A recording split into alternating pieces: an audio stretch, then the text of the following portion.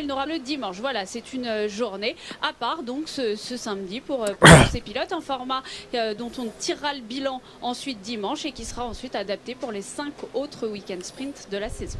Alors, tout semble clair avant que ça commence. Franck, mais non, il y en a toujours qui n'ont pas compris. Vous aimez ce changement? Ouais, j'aime beaucoup parce que ça veut dire qu'on va rouler énormément. On l'a vu ce matin par exemple à la première séance et la seule séance d'essai libre. Tout le monde était en piste quasiment. On passe pas beaucoup de temps dans les stands. C'est une bonne chose. Vous savez que les Formule 1, lorsqu'ils arrivent sur un circuit, sont quasiment prêtes à 100%, parce qu'on a beaucoup d'ordinateurs, beaucoup de systèmes en fait qui préparent les voitures en amont. Donc ça veut dire que les pilotes n'ont pas besoin de rouler énormément. C'est pas compliqué. On roulait plus en Formule 1 que ce qu'on roulait en Formule 2. Alors qu'en Formule 2, on est quand même moins évolué en tant que pilote.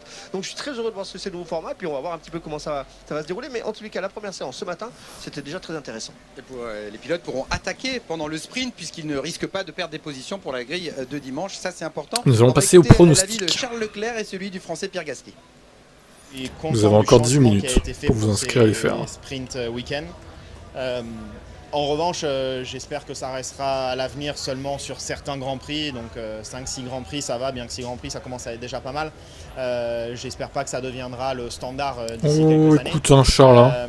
Mais sur quelques week-ends comme ça, je trouve que c'est vraiment un beau challenge pour nous les pilotes. Je suis personnellement excité avec ce nouveau format parce que je pense que ça va apporter pas mal d'actions pour la sprint race, plus que ce qu'on avait vu dans le passé auparavant. Donc, le fait de ne pas impacter le Grand Prix du dimanche, je pense que ça va peut-être pouvoir alors les pronos avoir une approche un peu différente. Pole time, ça c'est toujours la grande question. Le week-end a bien mal commencé pour Pierre Gasly. Si vous étiez alors, avec nous ce matin, une 40 ou une 41 d'essai libre, c'était l'image marquante. Si vous n'étiez pas avec nous, alors 40. On va vous montrer Franck, la voiture, l'Alpine qui prend feu à cause d'une fuite hydraulique en tout début de séance. Je vais Gasly mettre n'a pu faire 750. que 7 tours. Ouais, peut-être trop conservateur, mais on ajustera pour demain au pire. Pour les qualifs sprint, ce sera plus précis. Meilleur tour pour dimanche. Bon, je vais mettre Max partout, hein. Il me casse les couilles. Allez, c'est bon. Doublé Red Bull. Je préfère me tromper à la limite qu'il prenne un doublé Red Bull. Au moins, je serais pas déçu, quoi. J'ai l'impression en tous les cas que Pierre Gasly pourra participer à cette qualification. On est à 16 minutes du début de la qualif, ça travaille toujours. Ils ont l'air assez confiants chez Alpine, ils ont quand même changé le moteur et la boîte. Ouais, donc gros travail, hein. Ça, il faut bien comprendre. Lewis Hamilton. Les deux voitures étaient touchées, donc ça veut dire qu'on ne peut pas séparer les mécaniciens, on ne peut pas mettre tout le monde d'un coup sur une sauce. Voilà, je pars du principe que la course se déroule normalement, quoi. Entre guillemets. Qui ont beaucoup travaillé ces derniers temps, puisqu'on avait évidemment il y a toujours le risque d'avoir une safety car, et ça difficile de prévoir ce qui va se passer s'il y a une safety car, quoi. C'est ça le truc. Les torts partagés, voire pas de tort du tout, hein. Les deux pilotes. Il y a Sainz aussi à placer, comme ça, c'est un incident de course, mais ça faisait un 0 pointé à Melbourne. Ouais, bon, les Alpines hors du top 10, hein. Je pense que là ça va être compliqué. Bon, après on n'est pas à l'abri d'une montée, mais 9ème, je sais pas qui mettre. Norris peut-être. Tout l'argent qui va dans les réparations, comme ce matin la voiture qui a brûlé le moteur changé, etc. Tout l'argent qui passe dans ces réparations, on ne le met pas dans le développement. Et 10ème. Il y a quelques nouvelles pièces, il y a aussi une nouvelle couleur, hein, Alpine qui après 3 Grands Prix en rose redevient bleu, et il y y avait théoriquement pas de pluie, safety car oui, je pense. Melbourne, comme je vais mettre 4 DNF. Esteban Ocon. Il y a beaucoup de choses aérodynamiquement et sur la voiture en général qui ont été faites, et on avait aussi beaucoup de dégâts, hein, bien sûr, après l'Australie, et l'équipe a fait un super job pour réparer les deux voitures. Ça a été voilà, beaucoup de travail, il y a eu beaucoup de casses quand même. Charles Baguette avait encore coché, je sais pas si tu m'écoutes, mais bon, tant pis au pire. Il avait coché les doubles points sans avoir payé, donc je lui ai enlevé. Mais évite de faire ça, c'est pas la première fois, quoi, en gros. Donc je sais pas pourquoi tu fais ça, si tu fais pas exprès ou pas, mais c'est chiant au bout d'un moment de devoir enlever à chaque fois ce truc-là quand tu le fais par erreur. Bref, Nostradamus. On a pronostiqué quasiment la même chose au niveau du temps de la pole. Ah, c'est serré, hein. Tout le monde voit du 40. Ça va être très serré. À défendre en qualification que sur le rythme de course où ça pêche encore. 40.0 Charles Baguette, 40.8 Thibaut P35, Abel 41, Belinda une 26. Ça va être compliqué, hein. Une 26, je t'avoue que Nono pareil, une 29 les gars, vous êtes non, c'est trop là. Enfin, c'est juste trop rapide. Corrigez ça si vous pouvez. Alors c'est sûr. À la limite, Nono, tu mets une 39.8. Au moins, tu prends un risque, mais c'est plus réaliste déjà. Qualif, les moins en conditions de course. Bon, donc on va écouter. Hein. Le vrai travail. Pas sûr que ça descende si bas, une 40.3, je suis pas sûr de ça. Après, on verra. Chacun a fait son petit prono. C'est bien de Est-ce qu'il y en a qui ont pas détériorer aussi. fait le sprint pour l'instant? Quelques-uns, mais vous avez jusqu'à demain matin pour le sprint. Il a réalisé 10h30. les 2 dernières pole positions ici à Bakou, l'année dernière et l'année d'avant. Salut Supermax, cette fois je vais essayer de combiner ton live et la F1 sur F1 TV. Ah bah écoute, n'hésite pas. Salut Stéphane, de rien. Ouais, Ouais, Alonso pas top, Aston Martin moyen pour l'instant. Après, bon, c'est que le début, à voir. C'est sur la 2e page du classement qu'on retrouvait les Mercedes. N'hésitez pas à pronostiquer, vous avez encore le temps, 13 minutes pour vous inscrire. Et Magnussen qui a eu aussi un problème ce matin et qui a fait le dernier temps. Chez Ferrari, Franck, alors que Charles Leclerc est arrivé, va se préparer à l'arrière du garage ici derrière nous. On est quand même sur une saison pour l'instant sans aucun podium en 3 Grands Prix. Aucun point marqué à Melbourne avec l'abandon de Leclerc et la pénalité de Sainz. Et puis une nouvelle encore qui peut peut-être un petit peu secouer la Scuderia, le départ annoncé de Laurent Mekies, le directeur sportif, le bras droit de Frédéric Vasseur, qui va rejoindre AlphaTauri pour en devenir le patron. Alors on ne sait pas trop quand, parce que les écuries doivent se mettre d'accord pour la fin du contrat. Laurent Mekies est encore aujourd'hui chez Ferrari. Ouais, il est encore chez Ferrari, il va continuer à travailler encore un petit peu chez Ferrari. Il a un contrat à long terme, donc ça veut dire qu'on va s'arranger un petit peu entre les écuries. Je crois que Ferrari est en train de recruter beaucoup de monde de chez Red Bull. Chez Red Bull, c'est AlphaTauri, ils veulent Laurent Mekies, donc forcément ça va changer un petit peu. Après, Supermax, à la limite, pour être synchro, tu passes sur YouTube, quoi. Parce que sur YouTube, tu peux faire pause. À 67 ans. Tu vois, donc si je suis en avance sur ton live, tu fais pause sur YouTube. Parce que Ferrari doit réagir, doit progresser. Ça peut finir. Il n'y a pas des nouveautés spécifiques, il y a de l'adaptation grosso modo. On est sur un format où on va aller très vite en ligne droite, on est à Bakou donc ça va très vite. On va forcément travailler sur cet aileron. Vous voyez le petit flap qui est en haut, on n'est pas habitué à avoir un flap aussi fin. Normalement il est un peu plus épais, un peu plus large, il appuie un peu plus la voiture. Et l'aileron arrière qui est assez débraqué. On a différents choix de travail, mais grosso modo dans toutes les écuries, il y a très peu d'évolution, il y a beaucoup d'adaptation. Ferrari a déjà réalisé 3 fois la pole position ici en 2018 avec Vettel et donc les 2 dernières années avec Leclerc, alors que Laurent Mekies va prendre sa place pour une des dernières fois peut-être sur le muret de Ferrari, mais donc Ferrari n'a jamais gagné. Quels sont les développements attendus dans les prochaines semaines? Pauline a posé la question tout à l'heure à Frédéric Vasseur. Le plan de développement qu'on a, c'est pas de changer complètement le concept de la voiture. Je pense qu'on a fait un bon pas en avant à Melbourne. Ce matin, ça s'est bien passé encore. Je pense qu'on commence à mieux comprendre la voiture, comment l'utiliser, en faire un bon usage. Et donc on est plus dans une phase de compréhension de ça, d'exploitation. On aura des nouvelles pièces sur toutes les courses à partir de Miami, Miami, Imola, Barcelone, Montréal. Mais je pense que le plus important pour nous, c'est de faire un bon usage de l'outil qu'on a plus que de tout changer. Ferrari à la poursuite de Max Verstappen et de Red Bull, le pilote néerlandais double champion du monde qui est en train de se préparer. Ici, avec un objectif, la quête de la toute première pole position pour Red Bull, parce qu'ils ont gagné 3 fois ici, avec Ricciardo en 2017, Perez en 2021, Verstappen l'année dernière, et ils n'ont jamais réalisé la pole, donc finalement c'est inversé par rapport à Ferrari qui a 3 poles et aucune victoire. Est-ce que ça s'explique? Ça va être un petit peu difficile, ça va être intéressant. Comme on n'a pas pu beaucoup préparer la voiture, ni les pneus par rapport au circuit, une seule séance d'essai, je vous le rappelle, mais forcément on tâtonne un petit peu. Regardez l'aileron arrière, c'est une voiture ultra braquée. C'est une des seules écuries à utiliser autant de grip. Alors ça veut dire que dans la ligne droite, forcément ils sont un petit peu moins vite. Mais vous savez que lorsque le DRS est ouvert, c'est une des meilleures voitures. Après, dans toute la partie sinueuse, toute la partie en ville, et bien l'aileron derrière braqué comme ça va lui donner plus de stabilité et un meilleur fonctionnement des pneumatiques. Alors, petit rappel, il n'y a pas eu de Formule 1 depuis 26 jours et le Grand Prix d'Australie. Donc si vous avez oublié, sachez que Red Bull a gagné les 3 premières courses de l'année et qu'au classement du championnat, Verstappen vainqueur 2 fois devant Perez vainqueur 1 fois. Il y a 15 points d'écart entre les 2 pilotes Red Bull, et Fernando Alonso est 3e avec son Aston Martin grâce à 3 podiums. Et on parle du champion espagnol avec vous, Pauline.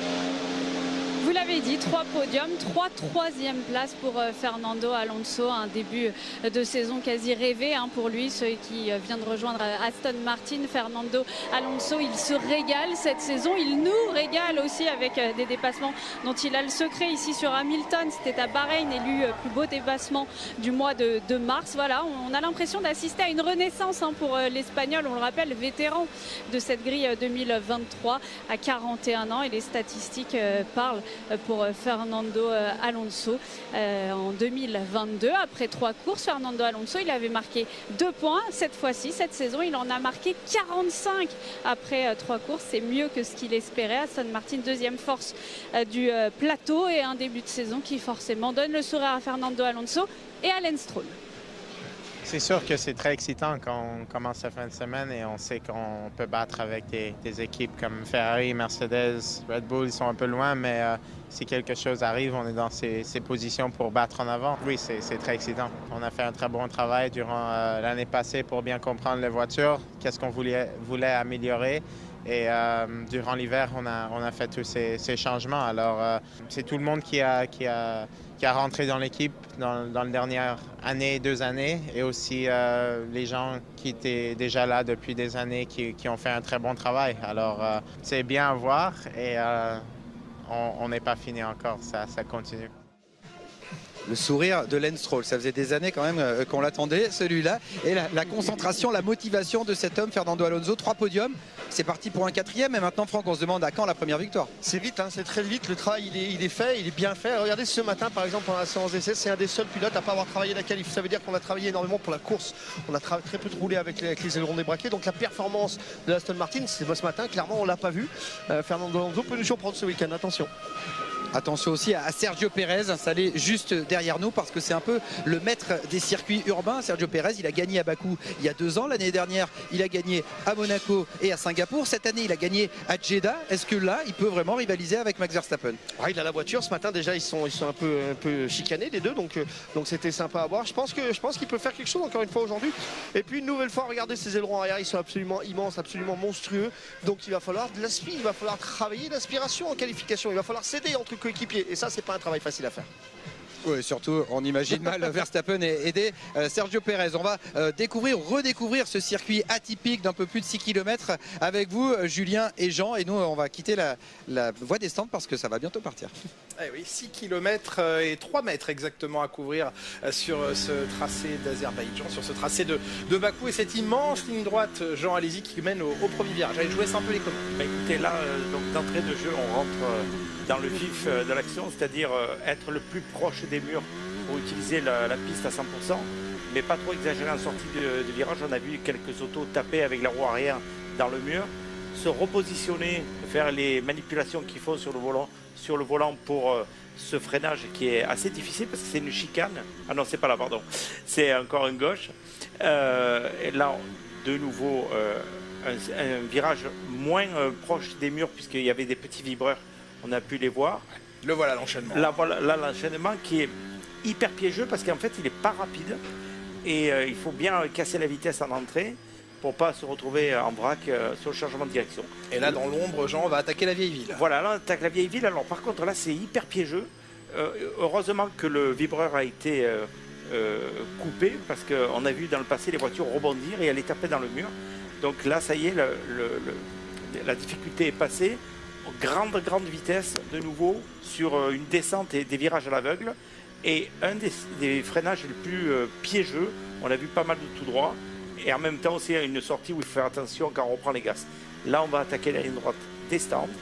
Donc il faut monter. Ça, cette sortie de virage, elle est extrêmement importante. Elle est hyper importante parce qu'elle vous commande évidemment toute la ligne droite des stands. Et on sait qu'elle est très longue. Tout à l'heure, je disais, vous avez l'impression de conduire un camping-car quand vous êtes tout seul, vous n'avez pas d'aspiration. Vous avez envie d'aller vite et ça ne va pas assez vite pour le pilote. Et une deuxième zone de DRS qui a été raccourcie d'une centaine de mètres. C'est dans cette grande ligne droite qu'éventuellement le phénomène d'aspiration pourrait faciliter la vie à certains pilotes. Il faudra jouer très fort entre coéquipiers. Allez, on a 4 minutes 30 du début de la séance. Pierre Gasly est prêt, lui, à monter dans sa voiture. On n'est pas certain que la monoplace soit complètement au point, mais ça devrait y aller. C'est vraiment pas loin. On a 4 minutes, ça va partir. Et la Q1, de toute façon, elle dure assez longtemps. Même s'il rate le feu vert, le pilote français devrait participer à cette séance de qualif. Ça va pas être simple quand même, parce qu'il a fait que 7 tours ce matin avant de tomber en panne. On va évoquer l'écurie Mercedes. Franck, alors ils étaient en dehors du top 10 ce matin, mais ils sont sortis d'Australie avec un optimisme regonflé grâce au podium d'Hamilton. Ils étaient même 2e et 3e en qualification. Est-ce qu'ils ont compris cette voiture ou est-ce que ça va être un week-end oui, un week-end non? J'ai un peu l'impression qu'on part sur un week-end oui, un week-end non quand même, malgré le fait que c'est vrai qu'en Australie ça s'est très bien passé. Mais il n'y avait pas beaucoup de nouvelles pièces sur la voiture, donc forcément on a encore un petit peu le doute. On va voir ce qui se passe pendant cette qualification. Je pense qu'ils sont un petit peu en retrait. C'est vrai que la Mercedes c'est pas la voiture la plus rapide en ligne droite, en tous les cas pas cette année. Et forcément ici à Bakou avec la grande ligne droite qui fait plus d'1 kilomètre, prendre 330 et 340 km/h c'est important. Et l'info de la semaine chez Mercedes, c'est le retour de James Allison en qualité de directeur technique. Il avait dirigé ce département-là chez Mercedes quand il gagnait tous les titres. Puis il avait pris un peu de recul à l'usine en travaillant sur d'autres projets. J'écris ton problème. Et là, il revient en échangeant son poste avec Mike Elliott. Sa mission, bien sûr. Je suis sûr que c'est parce que tu as mal écrit le temps de la poule cette encore. Voiture, du souffle, essayer de se battre et peut-être changer complètement le concept. On écoute James Allison et son pilote Lewis Hamilton au micro de Pauline. We're just comparing notes on how our respective roles were going. What we were good at, what we were less good at, and we ended up concluding that that he would be better at my job and I'd be better at his job. And you know, I think Mike was a pretty good technical director. I don't think I was a desperately bad CTO. But if we do the swap, we think that the pairing of us is a stronger pairing for the team. James is naturally massively competitive, like majority of us are within the team. He's got amazing experience in the position he's in. T'es inscrit au moins Supermax, c'est quoi ton pseudo? Great at making sharp and strong decisions, and he's really just very approachable. He's really great at pulling together people and saying, okay, this is the direction we're going, and I think he's going to work really well with Mike.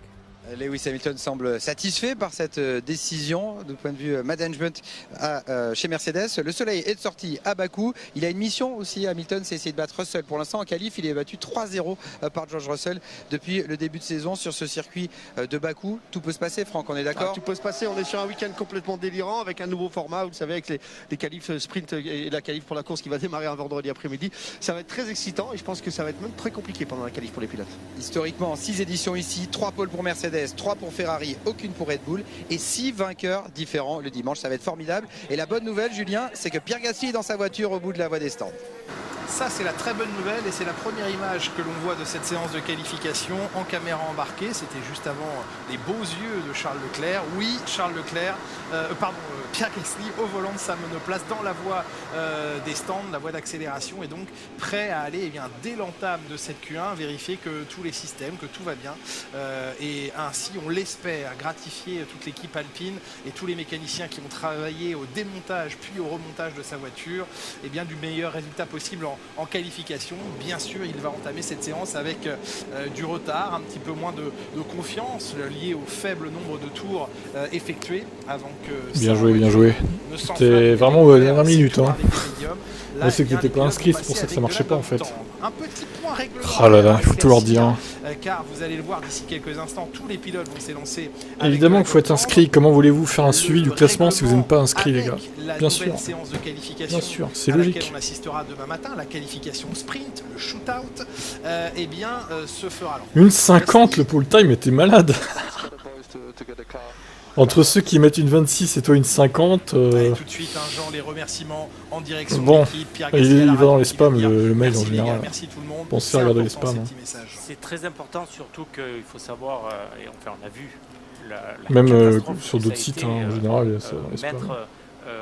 Après, ça dépend du fournisseur de mail. Comme ça, ouais, bon, le pole time, t'es mort. Ah oui, t'as mis 50. Ouais. Après, la chance que tu as, c'est que tu pourras te rattraper demain. Pour le sprint. Tu pourras repronostiquer avant 10h30 demain. Tu pourras te baser sur le temps de la pole qu'ils ont fait aujourd'hui, tu vois. Qui a évolué pour demain, puisque sur la qualification courte que l'on vivra ça va être demain, intéressant. En Q1, les pilotes devront utiliser un train de médium 9 obligatoire. En Q2, tu as une deuxième chance de te rattraper du coup. Médium 9 obligatoire, mais dans l'écriture du nouveau règlement, t'as mis une 41 116, moi j'ai mis une 40 750. Ça va être chaud, hein, on est nombreux en une 40 là. Qu'ils sont obligés déjà d'aller en Q3. Ouais, c'est pas grave, au moins t'as posté ton prono. Et demain tu pourras te rattraper et ajuster ton dépôt. Ce qui veut dire que les pilotes ont tout le Il reste encore beaucoup de choses à pronostiquer. Notamment pour les c'est que le début. Un peu de milieu de tableau. D'utiliser un maximum de trains. L'important c'est d'avoir posé ton prono dans les temps. Quitte à ne plus en avoir demain pour la qualification. car le règlement n'a pas exigé de conserver un train de gomme. Mais ça se trouve, ils vont totalement se foirer, la pluie va arriver, tu sais, tu vas tout au final. Les écuries n'ont pas souhaité voter un amendement et une rectification du règlement. Ça serait trop beau. Certaines vont donc peut-être utiliser un maximum de bon, la pluie là risque d'arriver. Pour essayer de mieux se classer, parce que là, cette séance à laquelle on assiste maintenant, pas de nuages dans le ciel. Regardez, pas de nuages. Là, franchement, la carte de cette aucun risque de pluie, quoi. Que l'on vit maintenant et non pas celle de demain où ils ont pour certains peu de chances d'aller en Q3. Et voilà, il y a un petit élément stratégique, mais l'écriture rapide. Donc c'est parti pour cette qualif qui va déterminer la grille de dimanche. Donc. Pouvoir mettre en œuvre ce format de week-end et seulement la grille de dimanche. Laisser échapper une fameuse petite zone grise dans laquelle les écuries vont peut-être décider de s'engouffrer ou non. On est avec Lewis Hamilton, premier tour lancé, on va voir les vitesses de pointe grimper, DRS ouvert. Alors la speed trap, le radar est placé avant le freinage, donc la voiture continue à prendre de la vitesse bien qu'il se soit figé sur 327 km/h. Lewis Hamilton qui fait partie des quelques pilotes à ne pas avoir utilisé de gomme tendre pendant la séance d'essai libre tout à l'heure, préférant se concentrer à 100% Hamilton sur de la gomme médium. Là, c'est une période de qualification très délicate. Tu fais, c'est simple, tu vas dans... Tu descends, tu fais Show Prediction. Tu vois, tu as un bouton Show Prediction. Meilleur, donc c'est pas la peine de se mettre le couteau sur la gorge. Et un drapeau jaune dans le premier secteur. C'est juste à côté de Ad Prediction. L'un d'entre eux s'est déjà mis le couteau sous la gorge. En tout cas, le drapeau jaune a vite été effacé. On a vu un Charles Leclerc un peu en difficulté sur ses freinages en première séance d'essai libre avec quelques tout droits effectués par le pilote Ferrari. Des pilotes Mercedes qui en tout début de séance d'essai libre tout à l'heure, aussi bien Hamilton que Russell, n'étaient pas satisfaits de la sensation qu'ils avaient au freinage et l'impression que la voiture ne freinait pas de manière optimale. Donc des choses qu'il a fallu ajuster pendant cette séance d'essai libre perturbée par un drapeau rouge et quasiment un quart d'heure de perdu pour l'ensemble des équipes.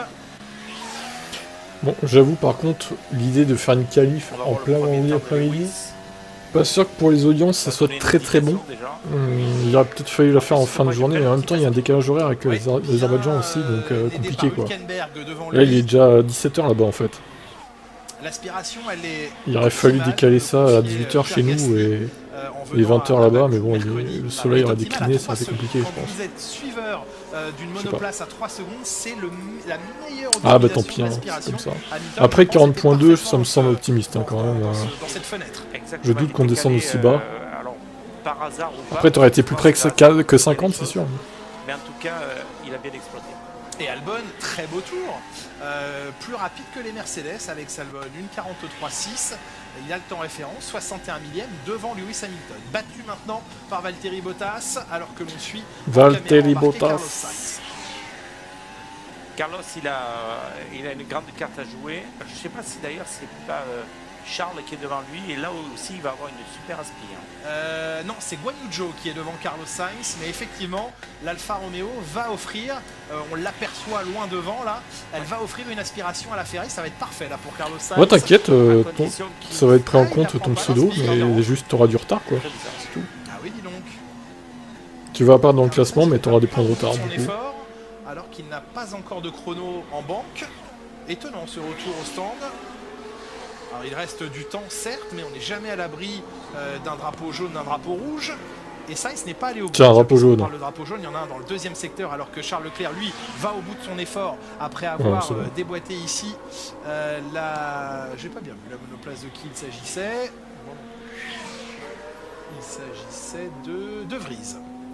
Verstappen le plus rapide maintenant. 41.8. 41.887, le meilleur temps. 2 dixièmes plus rapide, Max Verstappen face à Charles Leclerc.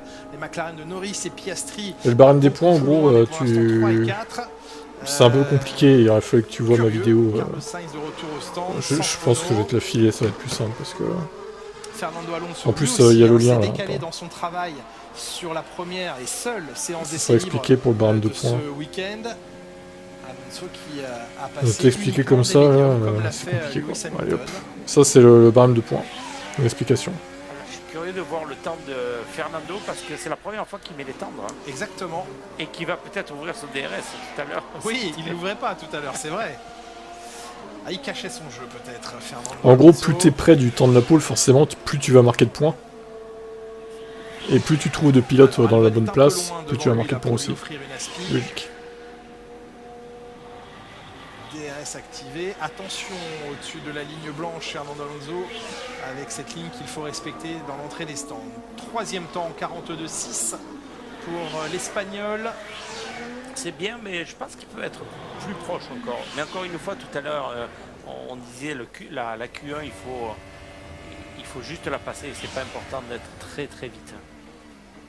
Oh, le train arrière, le blocage. Oh Joe, putain. Peut-être un petit... Oui, là, mais le temps de la pole, t'auras 0 points, c'est sûr. Après, tu peux trouver le poleman, par contre. Tu vois. Mais bon, ça fait des points loupés, malheureusement. En tout cas, ça a glissé beaucoup à la sortie ici, au virage numéro 15. Allez, on va dire qu'elle était entière, cette voiture. Allez, c'est parti. Carlos Sainz, donc après un retour prématuré au stand, qui s'élance pour ce qu'on espère être son véritable tour rapide maintenant en Q1. Il reste un peu moins de 11 minutes. Donc du coup, sans pneu neuf, puisqu'il a déjà fait un tour de... Salut Ced. Drapeau jaune encore en secteur 1. On va dire qu'il les a chauffés. Voilà. Oh, Drapeau rouge. Aïe, aïe, aïe, aïe, aïe. Oh, et c'est Nick De Vries qui vient Nick de Debris. taper de face. Dommage, il était vite. Énorme clown. Ah oui, il était très vite depuis la première séance d'essai libre. Il avait été très ouais, bah très vite, c'est pour finir dans le mur au final, voilà quoi. Et red flag, insupportable. Le nez et le train avant de son AlphaTauri dans le mur de pneumatique. Ah, il a pas fait semblant là. Hein. Ah non, il a pas fait semblant. Avant à l'intérieur et ce qui l'aurait conduit tout droit. Le résultat est le même, hein. Quoi qu'il arrive. C'en est fini de la séance qualif de Nick De Vries. Nick Debris, il y a des gros débris là, du coup. Dimanche. Très dommage, hein. Il était vite. Ah oui, il avait trouvé un niveau de confiance et d'efficacité. Ouais, mais c'est ça de surconduire, les gars. La deuxième zone de DRS. Là, il gâche une chance importante de l'AlphaTauri. On va se demander s'il a freiné le gars, quoi. Il va s'en vouloir, évidemment, Nick De Vries. Un pilote comme Charles Leclerc pourra facilement compatir avec lui. C'est trop.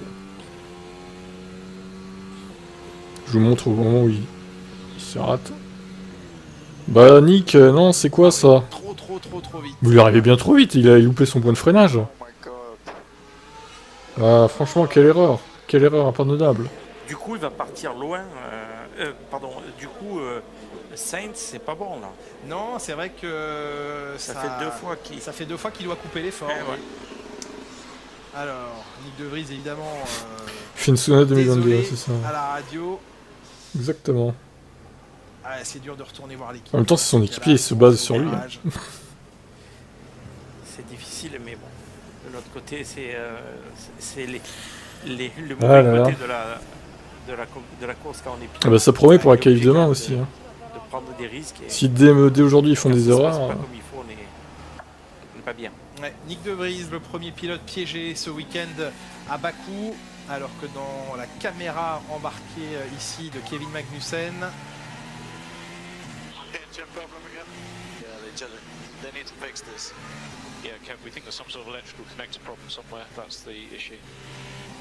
Alors, ce que Kevin Magnussen ressent comme un problème moteur semble être un problème de connexion et de connectique électronique. Et la Haas qui part en morceaux. Pendant cette intervention et cette interruption de séance, comment résoudre ce souci pour Kevin Magnussen, mais à répétition, là, depuis le début de cette séance, il semble avoir un souci de retour dans la voie des stands. Verstappen aussi de retour.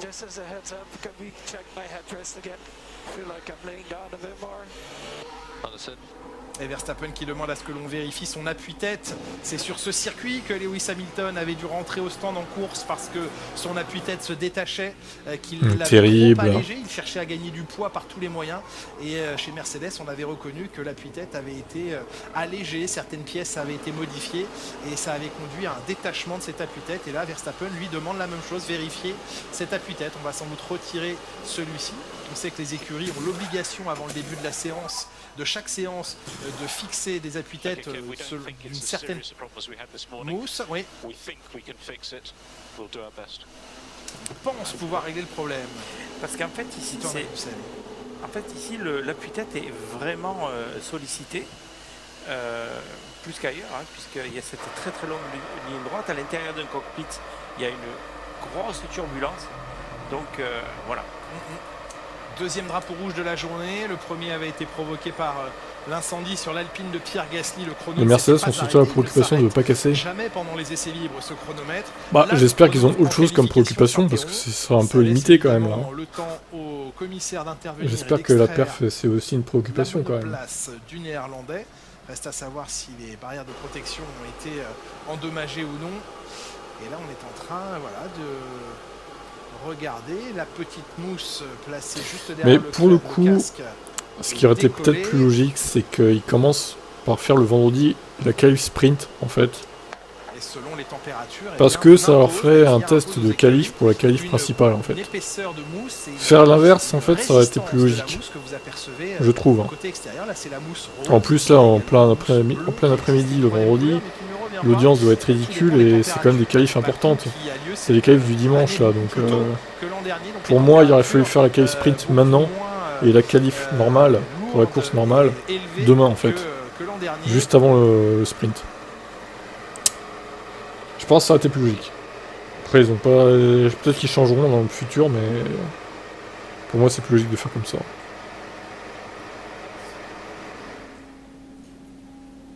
Il est là, Pierre Gasly installé dans sa monoplace, il a eu chaud, c'est le moins qu'on puisse dire. Mais là on a l'impression qu'en fait ils veulent mettre le samedi en mode sprint, full sprint quoi. Après ça se défend aussi, mais bon, ça reste quand même la course du dimanche la plus importante, mine de rien. Mais il n'a pas encore de chrono. Parce que c'est là qu'on ramasse plus de points quoi. Est-ce que leur manque de roulage en essai libre va les pénaliser? On le saura tout à l'heure. Je vous propose d'écouter James Vowles, le patron désormais de l'écurie Williams, en partance de Mercedes, désormais à la tête donc de l'écurie Williams, et qui nous parle de la situation actuelle de son écurie. Pour l'instant dans cette séance, ces pilotes sont... c'est De Vries qui s'est craché du coup. Je suis toujours optimiste. Ce que j'espère, c'est qu'on est vraiment où à peu près on était en Australie. Autrement dit, si vraiment tout est parfait, on arrive à rentrer entre Q3. Je crois que la réalité, c'est qu'en Q3, on est 9e, 10e, mais ça, c'est mon espérance pour ce qualif. Et pour Logan, qui quand même, il n'a jamais roulé ici en F1, il a roulé ici en F2. Ce serait vraiment un peu plus difficile pour lui, mais j'espère au moins sortir de Q1. Bon, il enlève cette merde là, c'est pas possible, ça va durer combien de temps? T'as loupé De Vries qui s'est craché. Ils vont le montrer en replay je pense. Oh là là, mais quel bordel, c'est quoi ça? Bon, on n'est pas prêt d'avoir le drapeau vert les gars. Tiens, mais ils vont le remontrer, soit attentif GTI. Je te remonte ça dans quelques instants. Et boum! Crash de Nick De Vries. C'est le temps d'avoir la pluie. Mais même si ça dure jusqu'à 20h, t'auras pas de pluie mon gars. Bim! Il a tenté jusqu'au bout. À aucun moment il a réouvert le volant, Jean, pour se dire allez, je tente l'échappatoire. Il a essayé de faire en sorte que ça passe. Si ça dure jusqu'à lundi, à la limite, peut-être. C'est un peu le piège, quoi. C'est-à-dire que lundi, je crois qu'il pourrait c'est trop tard, quoi. Et là, on voit que la voiture elle est déjà inscrite. Mais bon. Il n'aurait pas eu vraiment de possibilité, voire faire pire comme dégâts. Ce qui est un tout petit peu dommage, mais bon. Ça, c'est l'expérience qui fait que c'est des moments où il ne faut pas se mettre comme ça. Petit résumé des essais libres. Gasly en feu. Oui, là, malheureusement. Qu'est-ce qui s'est passé d'autre? Ocon a eu un problème aussi, donc les Alpines compliquées. Magnussen a touché. Il n'a pas pu participer. Et Sainz a touché aussi, mais lui, bon, c'était sans conséquence. Le reste, toujours pareil, quoi. Du champion du monde. On parlait à l'instant de Nick De Vries, de l'écurie AlphaTauri. Des changements ont été annoncés ces dernières heures. Le départ en pré-retraite de Franz Tost, après 18 ans à la tête de l'écurie, en fin d'année, il cédera sa place au Français Laurent Mekies, qui quittera donc l'écurie Ferrari pré-retraite, puisqu'il restera consultant Franz Tost pendant une année de l'écurie AlphaTauri. Écoutez, si, hein, je fais depuis 2021 les pronos du coup. Qui a, avec Sébastien Vettel, apporté une victoire. C'est pas faute de l'avoir rabâché tous les streams pourtant. Avant chaque qualif, hein, je faisais mes pronos en direct en plus. Pierre Gasly, donc il nous parle de dommage. C'est bien sûr une personne qui a été très impliquée et importante dans ma carrière. Il y a quelque chose à revoir, oui, effectivement. C'est quelqu'un qui a su toujours m'écouter, être à l'attention, discuter, me conseiller, m'apporter, on va dire, tout le staff technique et l'environnement dont j'avais besoin pour me développer et grandir avec Toro Rosso et AlphaTauri. Donc non, c'est une personne très très importante aussi pour l'équipe qui a tout construit là-bas.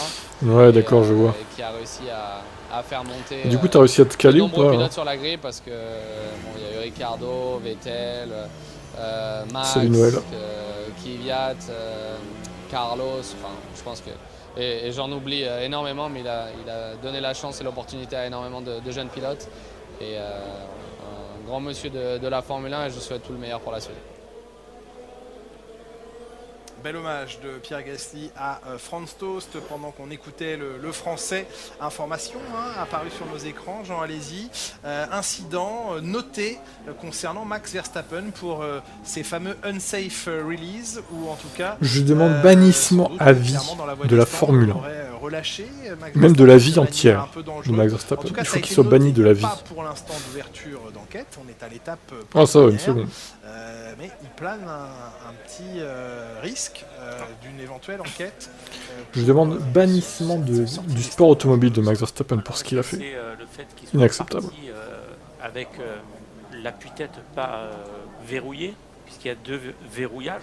Oui, absolument. Ça peut être aussi un unsafe release, puisque vous pouvez l'avoir pour une roue pas serrée et pourquoi pas avec un système de sécurité pas accroché. Alors il va être soulagé, regardez Jean, parce qu'on en a la confirmation maintenant, il n'y aura pas d'enquête nécessaire. Pas de future investigation pour Max? Tiens donc, serait-il le chouchou de la FIA? Ou tout autre chose. En tout cas, les commissaires sportifs ce week-end dont fait partie Enrique Bernoldi, c'est le pilote commissaire. Encore Enrique, putain lui il s'est reconverti en commissaire en fait, Bernoldi. Incroyable. Qu'il n'y ait pas besoin d'ouvrir une enquête. Avant que la séance ne reprenne d'ici quelques instants maintenant, on va vous retrouver Franck Montagny dans la voie des stands. On parle un petit peu d'Alpine avec vous. C'est quoi ces cheveux là, Franck là? On dirait un babos. La différence qu'il y a par rapport à un format normal, c'est qu'on n'a eu qu'une séance ce matin, très peu de tours, donc on n'a pas pu trop régler la voiture. Vous le voyez pour l'instant sur la classification, c'est un petit peu difficile pour les Alpines, mais aussi pour les pilotes. On est sur un circuit qui est ultra tendu, c'est un très long circuit entre les murs. Il faut vraiment pas se louper, vous l'avez vu avec Nick De Vries. Donc c'est un circuit qui demande du roulage. On a besoin de rouler, faire plein de tours les uns derrière les autres pour s'habituer un petit peu, pour prendre du rythme aussi dans la voiture. Et ça, c'est ce que les pilotes sont en train de faire. S'ils passent pas la Q1, ça va encore faire un déficit de tours et ça va être compliqué encore par la suite. Donc on espère pour eux qu'ils déjà il y a De Vries en moins, donc ça fait une place à gagner pour les Alpines. Après, il reste quoi? Vu qu'ils sont pas fait de tour ou presque pas en essai libre, c'est vrai que c'est compliqué. Il reste 10 minutes. Après à voir. Sainz, Ocon, Gasly, qui sont des pilotes qui doivent pouvoir sortir. Ah, De Vries qui s'est sorti. De Vries, lui, n'en sortira plus. Yuki Tsunoda, on l'espère, il parviendra. Le regard concentré de Fernando Alonso. Tu débarques en plein red flag. C'est quoi ça, ce Discord là? Toi tu vas finir banni, hein. C'est quoi ça? Assez originaux en vue de Miami. Oh putain, j'ai cliqué sur quoi là? Ça a fermé le truc? C'est un virus que t'as envoyé ou quoi toi? La F1 est partie pour un grand balai de Grand Prix avec donc quand je clique, ça ferme le dès truc. le week-end prochain l'épreuve de Miami, Rescapeur Community. Le tarmac et l'asphalte. Mais va te faire enculer en fait, c'est quoi ça? C'est quoi ce genre de mec qui veut poster? Ouais, ban def, c'est bon. À certains endroits ça dégage. rapprochés, notamment là où était sorti va te faire enculer, l'an dernier pour éviter les gros chocs. Le mec il balance sa merde là, sans dire bonjour, rien quoi, ça dégage, hein, c'est bon. Le t-shirt arboré par Sébastien Vettel l'an dernier. Pub sauvage comme ça, c'est inacceptable. Parler et sensibiliser la planète au réchauffement climatique et l'éventuelle montée des eaux à Miami, eh bien, était quasi prémonitoire puisque la Floride a subi. Non, j'ai pas fait attention à ça. Bon, j'avoue que moi les évos. Plus que des averses d'ailleurs. Et la zone du circuit Miami. Moi je veux du concret, je veux des chronos moi. Les évos visuels c'est bien, mais moi je veux du chrono. Il était faux, il est juste venu spammer en fait. Dès le week-end prochain, bah du coup oui, ça dégage hein. Autour de ce stadium. Tout simplement hein. La séance va reprendre d'ici quelques instants, dans 3 minutes exactement. Il sera 17h24, heure de Bakou, 15h24 en France. C'est le bannissement le plus rapide de l'histoire. La première des 2 séances de qualification de ce week-end inédit dans son format, puisque ce week-end sprint voit l'apparition d'une qualification à la place de la 2e séance d'essai libre, normalement programmée le samedi matin ou le samedi midi. Salut Michael, ça va et toi? Il en est terminé maintenant des séances d'essai libre le samedi matin. Et c'est une séance de qualification sprint que l'on vivra demain. Ce sera une séance inédite. Son format sera très similaire à celui que l'on connaît aujourd'hui avec une Q1, une Q2 et une Q3, mais plus courte dans leur durée. 12 minutes pour Q1 demain, 10 minutes pour Q2, 8 minutes pour Q3. Q1 avec 12 minutes, les pilotes devraient être capables d'effectuer 2 tentatives. Par contre, Q2 et Q3, ils ne pourront en effectuer qu'une seule, ou en tout cas ne pas repasser par la voie des stands. Il faudra embarquer la quantité d'essence adéquate pour Q2 et Q3 demain. Et cette séance que l'on vivra à partir de 10h10 en France demain matin sur Canal Plus Sport. Oui, non mais même Belinda s'est plantée, elle a mis une 26, je comprends pas. Hein. Une 26 à Bakou, c'est des fusées les trucs. Hein. Avec 2 séances de qualification bien distinctes. Bon, bah, ils se rattraperont demain, hein, ceux qui sont plantés, tant pis. Hein. Demain après-midi n'influence plus la grille de départ du dimanche. On est en train maintenant de la déterminer, cette grille de dimanche, dans cette séance que l'on vit et qui va voir le chrono être relancé dans 1 minute 30 maintenant. Les barrières ont été repositionnées. Nick De Vries, le malheureux. Alors que lui était-il arrivé tout à l'heure? Oui, ils ont réussi à... une alarme sur le volant. Ils ont réussi à réparer l'alpinator, effectivement. Bravo. Il y avait une alerte sur les freins, et notamment les freins arrière. Est-ce qu'il n'aurait pas eu un souci de freinage finalement qui expliquerait ce surplus de vitesse important? En tout cas, on ne peut pas ignorer le fait qu'il y a eu un problème, semble-t-il, sur les freins arrière, les freins électriques sur l'arrière des monoplaces. Peut-être une cause et conséquence de ce qui est arrivé ensuite au jeune néerlandais. C'est quand même dommage. Ah oui, ça de toute façon, c'est très pénalisant. Mais encore une fois, on est à Bakou. Il y a des possibilités de dépassement. Sans, ouais, je sais pas trop ce qu'il a fait là. De la merde. D'éventuelles opportunités. Les 2 courses vont être animées, ça c'est certain. 17 tours pour la course sprint demain après-midi. Une centaine de kilomètres, donc il faut dépasser la barre des 100 km. Et 51 tours dimanche pour le Grand Prix. Ce qui est pas mal hein, pour une sprint race. Bon, ça peut reprendre ou pas? 17 tours, il y a de quoi vraiment... se régaler. Ah bah ici on a vécu une super sprint race, genre de 2 tours. Salut à Jean-Claude Dufresne.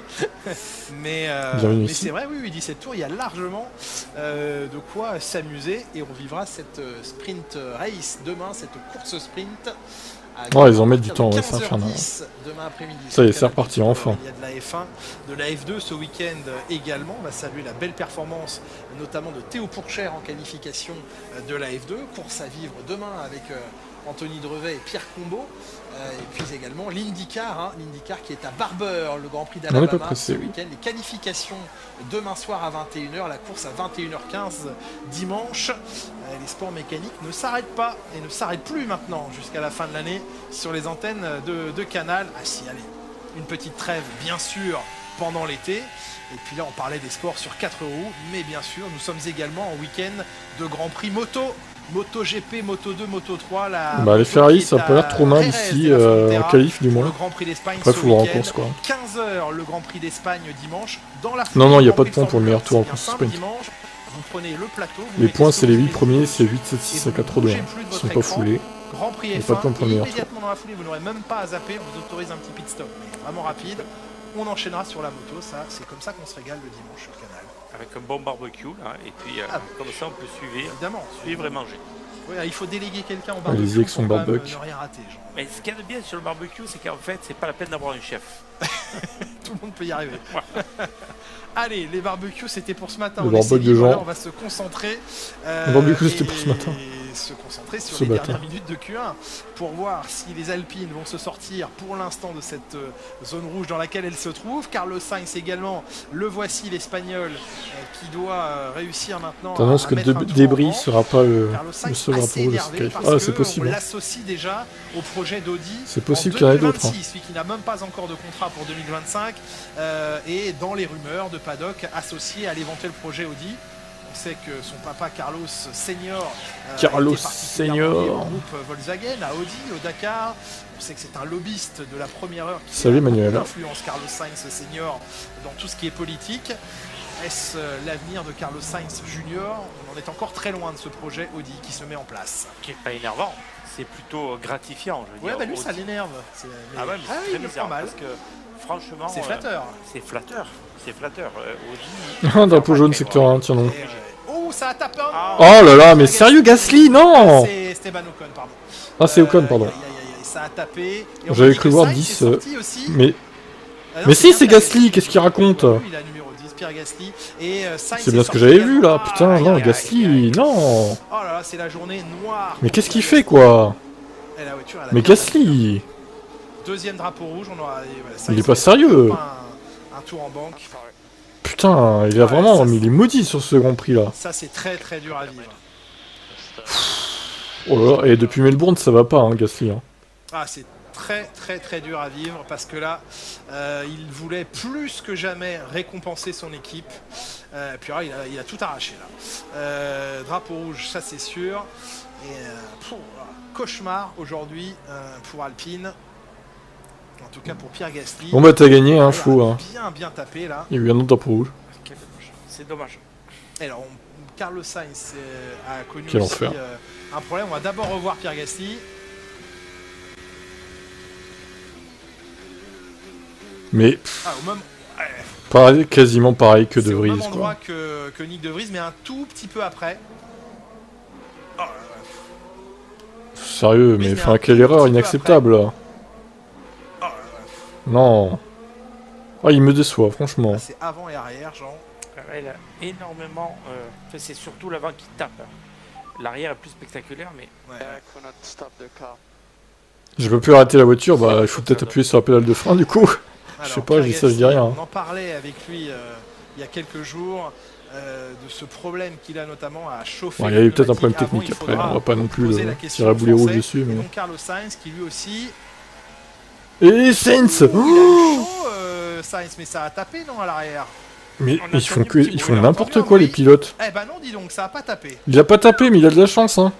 C'est pas passé loin, il n'a rien touché. Carlos Sainz, pourtant on avait effectivement. Ouais, comme quoi, hein, il leur faut des essais libres, hein, sinon ils font de la merde au final. L'aileron arrière avait touché. Non, il n'a pas touché, mais là il vient d'abîmer un train de pneus pour rien. Et il n'a pas de chrono. Et il n'a toujours pas de chrono. Il n'a toujours Sainz, pas de chrono. il n'arrive pas à faire chrono. C'est un clown, c'est pas possible.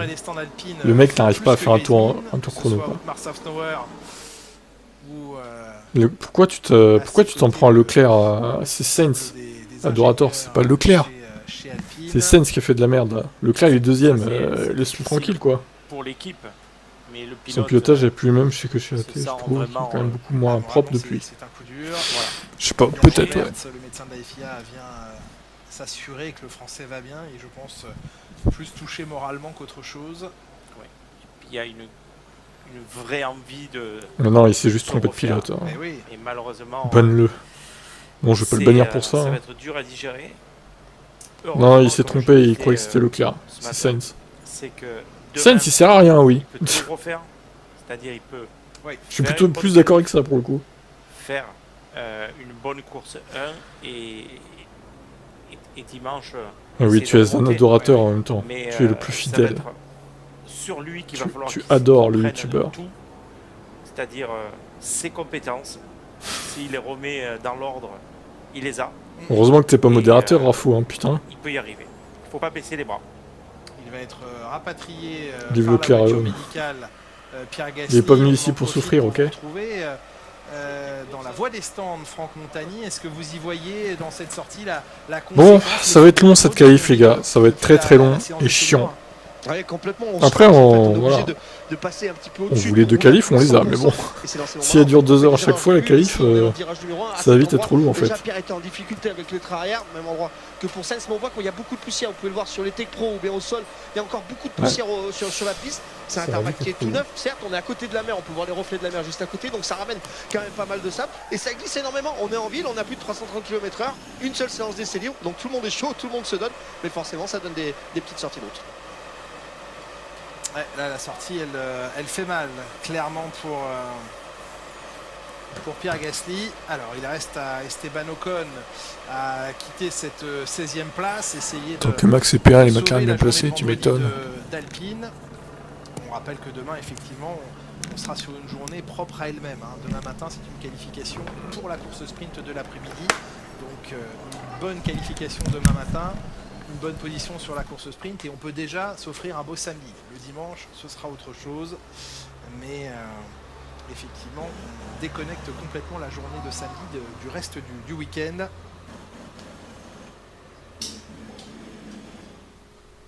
Carlos, lui, il va être obligé de mettre un nouveau set de pneus. Ah là, je vois pas comment, oui, effectivement. Ce qui n'est pas le cas des autres compétiteurs, donc avec qui il fera le Grand Prix. Donc ça peut le pénaliser. Et oui, parce que lui a de toute façon l'ambition demain matin d'aller en Q3 de la nouvelle qualification sprint. Et donc il faut garder un train de pneus en tout cas pour cette séance. On avait changé après le problème hydraulique de Pierre Gasly ce matin et le brasier dans lequel s'était retrouvé l'Alpine. On avait changé entre la séance d'essai libre et cette séance de qualification le moteur thermique de Pierre Gasly, son turbo, son MGUH, son MGUK et les échappements. Okay, go in, red flag, boxing, another green. Damn it, man. I was on another good lap. That's fine, you were good. Prepare the other helmet with a darker visor, please. Charles, they're telling me this is the darkest visor we have. Okay, good. The sun is becoming lower and lower. It's quite annoying. Yeah, understood. Do you want your tape? No, it's okay, it's just annoying. Understood. Alors, quelques radios que l'on vient d'écouter, la première, celle de Logan Sargent qui prend le drapeau rouge au moment où il allait finir un bon tour, mais pas le choix, hein, drapeau rouge, vous ne finissiez pas le chrono, vous rentrez au stand, donc un peu frustré parce qu'il était sur un tour rapide. Et puis, les radios de Charles Leclerc et de Max Verstappen. Charles Leclerc qui demande à son équipe au moment de rentrer au stand sur ce drapeau rouge qu'on lui apporte un autre casque avec une visière plus fumée, plus sombre, et on lui dit mais tu as déjà le casque avec la visière la plus sombre, et qui dit calmement bon bah ok, je vais faire avec. Et dans la même thématique, Max Verstappen qui dit le soleil est en train de descendre et ça devient gênant, est-ce que tu veux qu'on t'apporte du ruban adhésif pour fermer un peu l'angle de la visière? Il dit non, c'est juste un peu ennuyant, mais voilà, effectivement le soleil est en train de tomber gentiment à 17h34 heure de Bakou. Il va falloir faire avec ce soleil possiblement rasant sur la fin de la séance. Il y a un vrai problème, hein. C'est-à-dire que dès que le soleil il vous éblouit, surtout sur une piste en ville, hein, il faut être extrêmement précis, ça peut jouer de mauvais tours. Ça peut toucher, non. On voit cette sortie de piste de Pierre Gasly, l'avant n'a pas réussi à tourner, disait-il à la radio. Ouais. Mais surtout, il dit qu'il ne peut pas décélérer la voiture. Il n'a pas réussi à la freiner. Voilà, et puis on le voit, il rentre après une seule séance d'essai, ça montre qu'ils sont les vrais pilotes. Je suis pour Hamilton et Russell. Tu penses que Piastri a le niveau de pilotage de De Vries? Il est même meilleur, je pense, que De Vries. Désabusé, là. Il voulait récompenser son équipe et malheureusement il ne pourra pas je me suis posé dehors. J'espère que ça va pas bugger. Il a beaucoup de fans féminins. Ça a l'air d'aller. Absolument. Allez, la séance va reprendre dans quelques instants. Il sera 17h37, il reste 2 minutes, mais je vais voir un pilote que tu kiffes demain. Ah bon, qui ça? On n'a plus le temps d'attendre, il reste 7 minutes 32 au chrono. Il n'y a plus le temps, le soleil va décliner. On renvoie en marche arrière Yuki Tsunoda. Il n'y aura plus de lumière, il n'y a pas de lumière en plus à Bakou. Il n'y a pas de projecteur. S'assurer qu'il n'y ait pas de forçage. Forçage. La roue du forçage, c'est Villebrequin en fait. Regardez, le bouchon. C'est n'importe quoi. Regardez sur la voiture de Carlos, si elle est là devant. Ouais, on va des pneus neufs ou pas. On va regarder la petite application que Pirelli fournit nous donnera la. Ah mais oui, c'est vrai, Villeneuve. Ce serait logique qu'ils mettent un nouveau train. Moi, tu passeras le bonjour, évidemment. J'aimerais comprendre, peut-être on l'adore, j'ai Villeneuve. Plus tard, pourquoi il n'a pas fini son premier tour tout à l'heure. Évidemment. Qui l'a vu rentrer au stand. Jaco. Jacques. Quand il fait son le tentacle, la talentueux voiture Jacques. roule quand même. Champion de C'est-à-dire que 97. c'est possible qu'il tente, mais il a trop à perdre.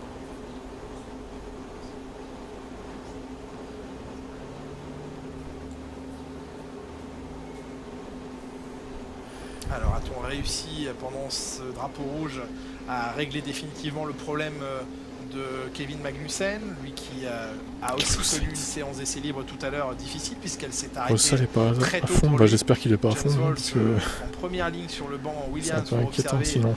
Son ancien camarade. Bon, par contre, que ça se finisse vite parce que j'ai qu'une heure de batterie quoi. Russell n'est pas dans une situation confortable. Donc je sais pas si ça va tenir en vrai. Pour l'instant, il serait à ce moment. Il y a encore une heure avec le stream, pas sûr que j'ai une heure. On n'y est pas encore, on a bien du mal à se sortir de cette Q1. 2 drapeaux rouges déjà. La sortie de piste de Nick De Vries, la sortie de piste de Pierre Gasly. Allez, reprenez, putain! Il va repartir à 7 minutes 32 dans 5 secondes maintenant. Le feu passera au vert à la sortie de la voie des stands. C'est trop. Il va vouloir s'insérer entre la Mercedes et l'Alpine. Mais ton clignotant. Tsunoda, drapeau jaune secteur. Déjà un drapeau jaune, on a à peine commencé la séance. Qu'est-ce qui se passe? Mais ils arrivent pas à rouler en fait, c'est quoi ces pilotes là? Drapeau jaune, bah alors. Excusez-moi, est-ce que vous savez qu'on vient de Formule 1? Ah oui. Ou alors les pneus trop froids à force d'attendre oui, c'est ça. Bout de pit lane, des têtes à queue sorties des stands, c'est déjà arrivé. Hein. Oui, même après des bah, Gasly, oui, Melbourne c'est quand même une erreur énorme. Hein. Quelle est la pirouette la plus quoi que vous en disiez, c'est la faute de Gasly, c'est pas au cas. Non, c'est pas vrai, j'ai pas fait ça quand même. Alors, là pareil, énorme erreur. Bon, ce matin c'était pas de sa faute, c'est le moteur qui a cramé. Bon voilà, ça peut arriver. C'est pas de sa faute. Par contre là c'est de sa faute. Quand je suis parti, c'est sûr. Mais là ça va faire mal. Ça va faire mal. On va attendre de voir comment ça évolue. Donc, je sais pas, ce jour-là, ah non, tais-toi Flo, ton nom de Saints là. Voilà. Et mon ami Gerhard Berger qui est arrivé derrière me dit j'ai vu un nuage de fumée, j'ai pas compris ce qui s'est passé.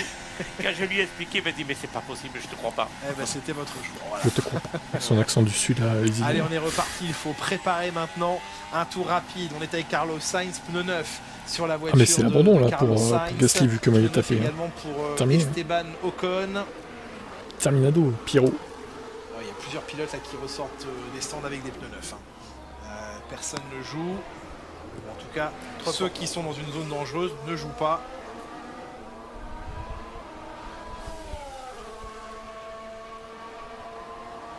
Là, c'est un petit peu comme une piste qui est séchante dans le sens où le dernier tour va être hyper important parce que les autos ne ont pas vraiment roulé. Il y a tout le temps eu des interruptions. Donc la piste, elle est sale. Et elle va se gommer, tout au moins pour le dernier tour. C'est pas une terrasse, c'est un jardin quoi. Sauf évidemment celles qui ont abandonné. Oui, c'est pratique. Sachant qu'il fait 20 degrés aujourd'hui en plus. Des zigzags plutôt agréable. George Russell qui ouvre maintenant son DRS. Est-ce que un seul tour de préparation? En vrai, est-ce que c'est vrai que Leclerc va rejoindre Mercedes et Hamilton Ferrari en 2024? On va le voir avec George Russell qui est 15e. Ça pourrait arriver, mais il y a peu de chance quand même. À 5 minutes de la fin de cette Q1. Après, oui, s'ils font ça, Leclerc chez Mercedes à sa place, ça peut se faire. Face à la FIA, avec tout dépend de Lewis. Et surtout plus de concertation de la part de la FIA envers les chez toi, 17 degrés. Ah ouais, c'est con ça. Pour une fois que Normandie fait meilleur qu'ailleurs. Notamment sur les zones de DRS. Ça change. C'est bien d'avoir des. Sargent, il est quand même très bien pour une première Bakou avec un seul FP. Oui, ça va. C'est vrai, c'est vrai. Il fait pas d'erreur, rien. Les institutions. Directeur du GPDA, l'association des pilotes. Alors ça, je suis pas sûr que ça serve à grand chose. Mais le GPDA? Ouais. Ah oui. Ouais. Allez-y, anti-GPDA. Ok. C'est la communication directe avec les institutions, enfin avec la FIA, parce que je l'ai vécu, hein, la FIA, le GPDA a existé. Ça n'a jamais été un contre-pouvoir. Au contraire, on avait l'impression que c'était des réunions qu'on nous laissait faire pour qu'on soit tranquille. D'accord. Tranquille. Un but évidemment très intéressant. Albon vient de prendre le 3e temps. On se replonge dans cette séance de qualification. Fin de Q1 dans moins de 4 minutes. Perez est maintenant le plus rapide. Hamilton monte au 4e rang. Et Verstappen arrive.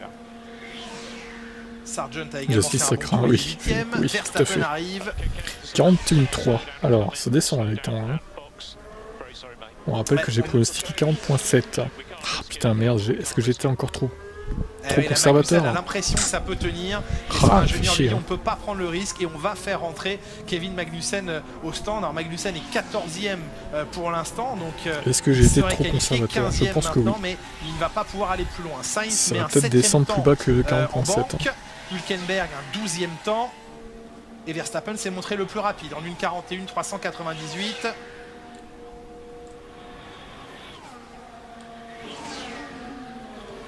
Piastri 15e, battu par Bottas désormais, il retombe dans la zone rouge. Oscar Piastri, 78% de batterie pour 33 minutes seulement, mais reste 16e.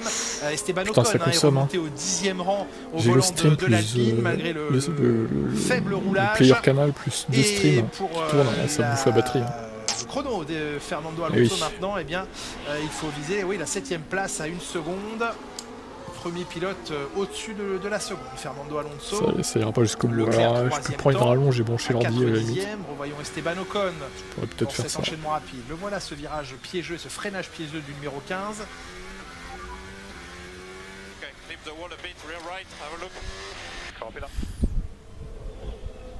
Là, il a touché le mur, évidemment, il a tout de suite senti au volant. Hein. Ouais, mais bon, on voit que c'est juste ce qu'on appelle un baby kiss. Ça va finir comme ça. À 2 minutes de la fin de cette séance sont menacés Bottas, Joe, Magnussen avec un point technique qui devrait l'empêchera de repartir. Donc les 3 derniers pilotes sur la grille de dimanche. La dernière qualification, le premier avait fait 1:43. Ça va descendre. Est-ce que Bottas et Joe peuvent se sortir, les pilotes Alfa Romeo de cette zone? Voilà, c'est sûr que ça sera une 40 quelque chose. Hein. De toute façon, durablement, ça ne restera pas une 41, c'est sûr. Électrique ou électronique.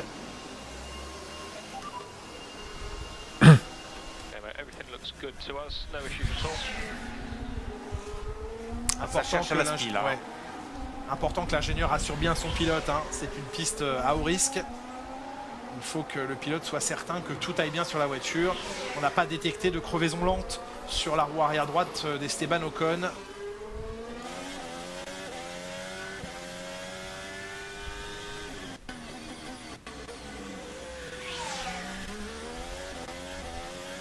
Bon, enfin cette Q1 se termine. Pour ceux qui viennent de rejoindre, hein, c'est juste la fin de Q1. Il y a eu 2 drapeaux rouges.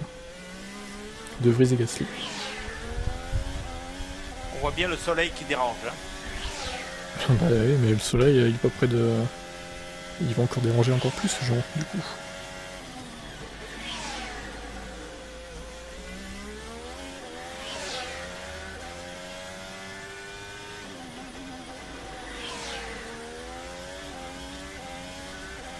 Je fais un stage Formule 1 le 22 mai sur le circuit de Lyon.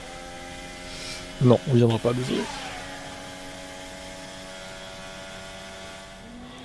Et Sergio, attention. On suit ici avec Alex Albon, toujours extrêmement bien placé. Le Thaïlandais 6e au volant de la Williams. Il est en train de réaliser une magnifique Q1 alors que le chrono est arrivé à son terme. Perez est en train d'arriver aussi très rapide. Ouais, Perez est en train d'aligner les meilleurs secteurs 1 et 2. Alors qu'on est accroché à l'aileron avant de George Russell maintenant.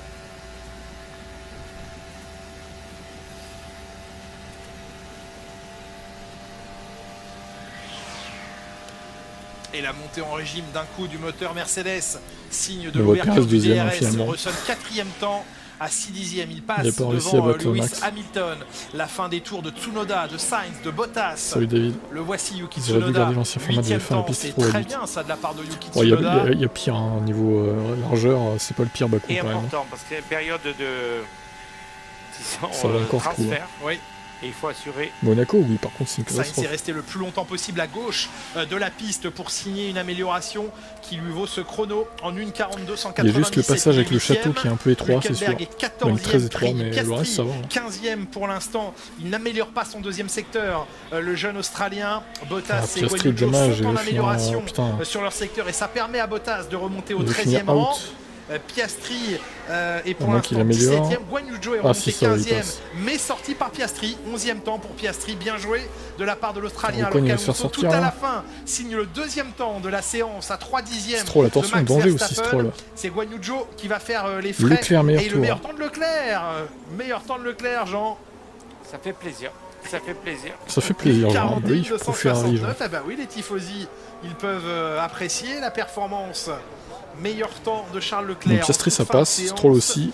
Ocon aussi, mais vraiment de peu. Seconde va passer 15e et dernier qualifié Esteban Ocon. Il a manqué 20 millième à Guanyu Zhou. Il a suffi de 20 millième à Esteban Ocon pour se qualifier. Ocon, c'était un peu chaud. Imaginez les deux Alpines qui partent dernière, quoi. Et ben là, pour le coup, ça a failli. Du bon côté. Oui, t'as loupé pas mal, oui. T'as loupé un crash de De Vries et un crash de Gasly. Tu peux revenir en arrière dans le live pour voir ce qui s'est passé sur les petits peu. J'ai mis des replays. Et puis, il est dans le match. Leclerc est dans le match, Verstappen est dans le match, Fernando Alonso dans une moindre mesure, mais troisième temps quand même pour l'Espagnol devant Pérez. Les Mercedes de Russell et d'Hamilton, et malheureusement, eh bien, si on prend l'autre côté du classement, les déceptions, Williams qui est plutôt pas mauvaise sur ce circuit. Sainz 9ème seulement. Dans cette séance de qualification, les As n'ont pas réussi. Il y a eu 10ème de Leclerc, j'espère qu'il va améliorer. Parce que si ça reste comme ça, c'est salut aussi la performance de Logan Sargent, l'américain qui est 11e, et c'est la première fois de la saison qu'il sort de la Q1. C'était le seul à pas encore être allé en Q2, donc ça y est, tous les pilotes cette année sont sortis de la Q1, ce qui montre aussi que c'est très serré. Hülkenberg qui avait brillé les dernières fois est éliminé, et puis là Esteban Ocon, ça se joue vraiment à rien. C'est sûr que ça aide. Il faudra avoir un rythme de course, quoi.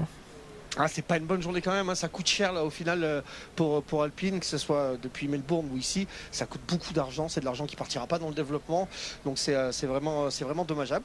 Je suis content pour Esteban que ça passe parce que ça va lui donner un petit peu de rythme. Ah ouais, Rip Gasly, franchement incompréhensible son crash. C'est quand même ultra serré, hein. Dans les 12 premiers on est à moins d'une seconde, donc c'est plutôt intéressant. La première qualif a été très longue, beaucoup de drapeaux rouges, le soleil qui tombe, l'air qui se rafraîchit, attention ça peut être piégeux encore dans la deuxième et la troisième. Avec Lewis Hamilton, c'était assez tendu, voilà, 2 fois dans les virages. Il y a des dangers sur cette piste de Bakou et cette séance de qualification. On ne voit pas le travail que la Q1 pour l'instant, avec ces drapeaux rouges. Et c'est vrai que le soleil baisse de plus en plus. Charles Leclerc, meilleur temps. Charles Leclerc qui est aussi désormais un des musiciens les plus écoutés au monde. Écoutez bien ce morceau au piano derrière nous. On savait qu'il avait une passion pour le piano. Il a été motivé, il a eu envie de publier. Ça y est, c'est sur toutes les plateformes musicales et il a même été dans le top 10 mondial avant-hier. Ouais, il pourra se reconvertir en pianiste. De Formule 1 est bon dans plein de domaines, enfin en tous les cas lui il est bon dans plein de domaines, c'est plutôt sympathique. Moi c'est pas trop mon kiff, hein. Ça me met pas trop la patate quoi. Voilà, il a reconnu que c'était un petit peu tu préfères les musiques de teuf, hein, Franck. La genèse de ce projet musical. Sans doute pourquoi, hein. Impressionnant, le nombre exact je sais pas, je crois que c'était un petit peu moins d'1 million. Ce qui est quand même beaucoup. Avec du piano, putain.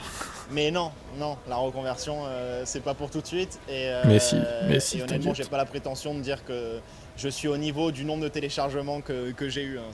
Clairement, le piano, c'est une passion, c'est quelque chose que je fais souvent entre les courses. Et c'est vrai qu'après la dernière story que j'avais mis où je jouais du piano, j'ai eu beaucoup de demandes. De son piano de Bourges. Et les gens du coup regardaient la story. La violence. Je me suis dit que c'était peut-être plus facile pour eux si j'enregistrais la musique. Et en le faisant, j'ai découvert qu'on pouvait rajouter d'autres instruments. Donc c'est ce que j'ai fait.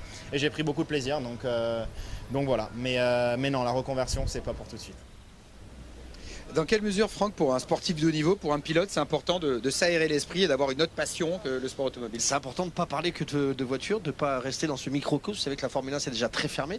Il faut des passes absolument incroyables pour pouvoir rentrer, pour pouvoir accéder. Il n'y a que des gens qui parlent de Formule 1. Quand on est à la maison, vous avez votre physio, vous avez vos entraîneurs, vous avez vos parents, bien entendu. C'est comme Lewis qui fait de la musique des fois. Ferrari, forcément, vous êtes un des meilleurs pilotes au monde. Mais c'est important de pouvoir sortir un petit peu de tout ça. Max qui fait des racing. Chacun son truc, quoi. Ça marche bien, mais c'est important de pouvoir respirer un petit peu. Vous, quand vous étiez pilote, votre passion c'était la coiffure. Hein. Exactement. On le voit encore aujourd'hui. Non, vous avez un salon de coiffure à Barcelone, Franck. Tout le monde le sait. Un petit mot encore sur Ferrari avec donc le départ de Laurent Mekies dans quelques semaines, dans quelques mois. C'est pas encore très précis pour aller diriger AlphaTauri. Et voici la réponse de Frédéric Vasseur qui reste encore son patron pour quelques temps. Parce que là, Laurent, il a l'opportunité de devenir team principal dans une équipe. Attends, c'est pas fini encore, hein, c'est clair. Je connais la contribution qu'a eu Laurent pour Ferrari, l'engagement qu'il a eu. J'ai un total respect pour lui et je ne me voyais pas le bloquer dans cette opportunité, déjà. Et puis après, pour nous, c'est aussi un nouveau départ, une opportunité de notre côté pour remettre en place une nouvelle organisation. Sacré Vasseur. Ça comme tel. Une nouvelle organisation, Frédéric Vasseur recrute pour essayer ça, je serais tranquille. Parce que là, améliorer je suis à les combien de performances. pourcents, Moi, je verrais bien Jean Alési pour remplacer Laurent Mekies. Je suis à 54%, ça défile tellement vite, quoi. Je perds 1% toutes les 30 secondes à peu près. Non, mais c'est pas ce que je veux dire, mais c'est que c'est pas mon rôle. Et puis, d'avoir autant de pression, il faut avoir un certain âge avec. Et moi, je ne suis pas du tout prêt pour aller à la semaine derrière. Et j'ai pris la présidence du circuit Paul Ricard. Je suis très très bien. Et oui, le nouveau président du circuit Paul Ricard est à nos côtés ce week-end, Jean Alési, qui préside désormais le circuit français. Et d'ailleurs, vous avez organisé un magnifique événement avec le Grand Prix de France historique il y a quelques jours. C'était un grand succès. Un très beau succès. Et on est très heureux parce que c'est surtout les équipes qui ont réussi à faire donc un événement chaleureux. Et l'année prochaine, on va essayer de rajouter justement des voitures pour que le plateau soit encore plus étoffé. Très bien. Franck Montagny, choisissez votre voiture pour l'année prochaine. Vous êtes attendu au circuit Paul Ricard sur les magnifiques voitures, les F1 qui ont marqué l'histoire de la discipline. La Q2 maintenant, nous y sommes. Il aura fallu du temps pour arriver jusqu'à cette Q2, un quart d'heure maintenant pour déterminer quels seront les 10 pilotes les plus rapides autorisés à se rendre en Q3.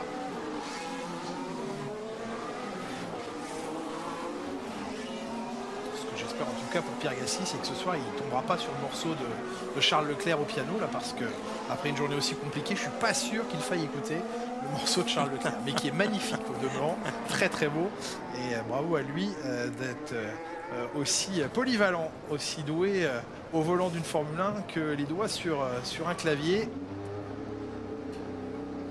Alors que va s'apprêter à prendre la piste Carlos Sainz, vous voyez Pierre Gasly qui revient au paddock. Il répondra à Pauline Sanzet d'ici quelques minutes, bien sûr. Le cœur est gros. Allez, des tours de préparation. Regardez le soleil. Pleine phase dans le passage du château, là. Et c'est un endroit où vous n'avez pas envie de fermer les yeux en plus. Non, c'est pas le moment. Jean, l'important de ces tours de préparation, réussir à équilibrer en température l'avant et l'arrière. On sait que les avants sont un peu plus durs à monter en température ici. Il faut trouver la bonne manière de procéder. Alors justement, ils ont ce système qui s'appelle le power brake, c'est-à-dire qu'ils accélèrent et ils freinent en même temps. Ça permet aux roues arrière de pousser les roues avant et faire presque comme si c'était une 4 roues motrices. Ça fait monter les températures, mais évidemment les arrières aussi. Donc, je me souviens en 2021 que Verstappen a donné un coup de pied sur Warren, sa voiture. Oui, c'est vrai. Ces pilotes qui font qu'ils arrivent assez bien. Il en a de l'expérience, Fernando Alonso, un petit peu loin du point de corde de virage numéro 2. Il est lancé dans son premier tour en Q2, l'Espagnol. Le Q2 et 3, c'est aujourd'hui ou demain? Quoi? Mais enfin, j'ai même pas envie de répondre, quoi. Non, c'est lundi. Alonso. On la fera pas la course. 3 fois 3e cette saison, magnifique en table de championnat pour lui. Saison magnifique. Ah oui, franchement, c'est fabuleux. Réfléchissez un peu avant de poser des questions pareilles, les gars, quand même. 5 minutes 56 pour Fernando Alonso, meilleur tour. Du coup, tu es le plus près, Supermax, c'est bon, bravo.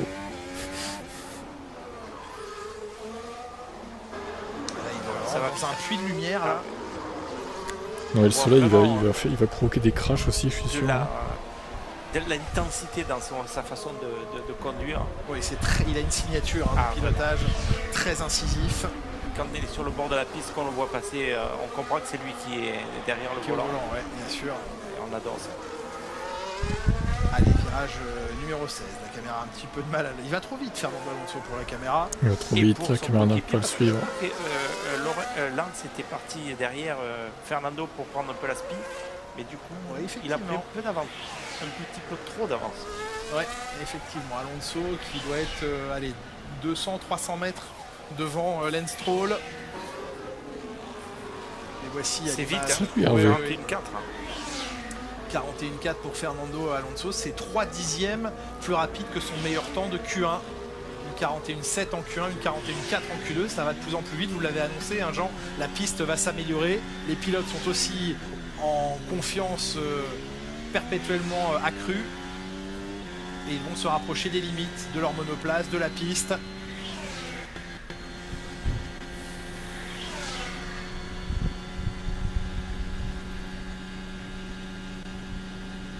Perez est en train d'aligner les secteurs.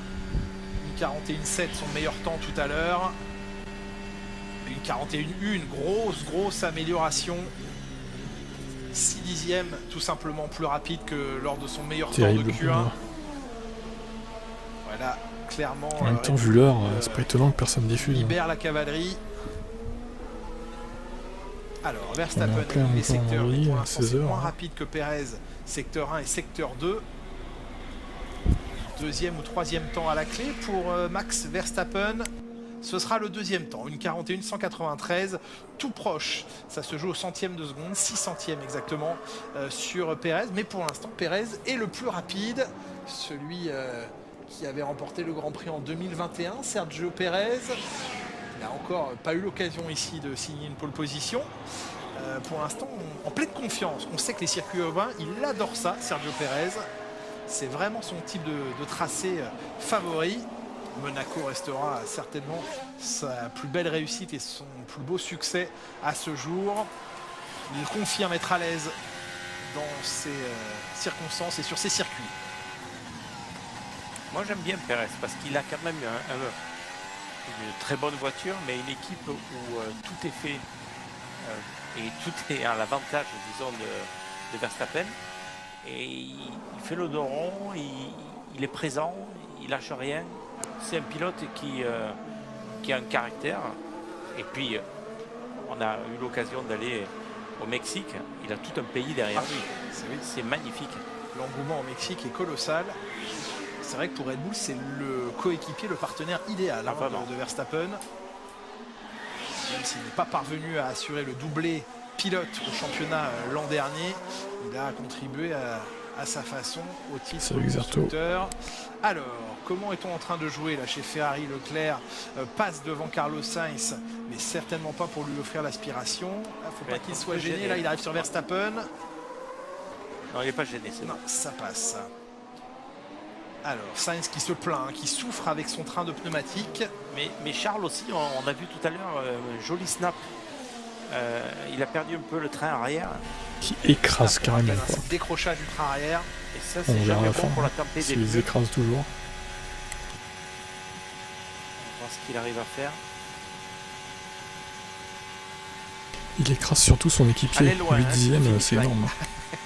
Ça y est, il l'a passé en troisième position. Une 41-2. Verstappen avait signé une 41-193, quelques millièmes seulement entre Verstappen et Leclerc, et les trois premiers en moins d'un dixième. De toute façon, ça c'est incroyable. Ah oui, ultra serré sur un tracé aussi long.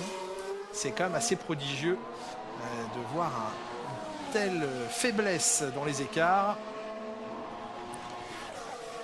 Et une telle course qui se prépare pour demain. Ah oui. Et dimanche. Et dimanche, on va vivre 2 courses ce week-end. La sprint demain après-midi. Qualification pour la course sprint à vivre demain matin dès 10h10 sur Canal Plus Sport. Ce sera une qualification inédite en Formule 1. Cela déterminera la grille de départ de demain après-midi. Ce que l'on est en train de vivre, c'est l'établissement de la grille pour dimanche. Stroll est 5e, Alonso 4e. Retour de Tsunoda dans le top 10 avec un très beau 7e chrono. Il est en train de faire quelque chose de très très bien là, Yuki Tsunoda. Esteban 8e, ça serait ce serait beau. Une vraie récompense pour Alpine qui a mal démarré le week-end. Ah oui, placer une Alpine en Q3, ce serait assez incroyable. Attention, hein, il reste Hamilton qui est sur un tour de préparation, Alex Albon dans le top 10.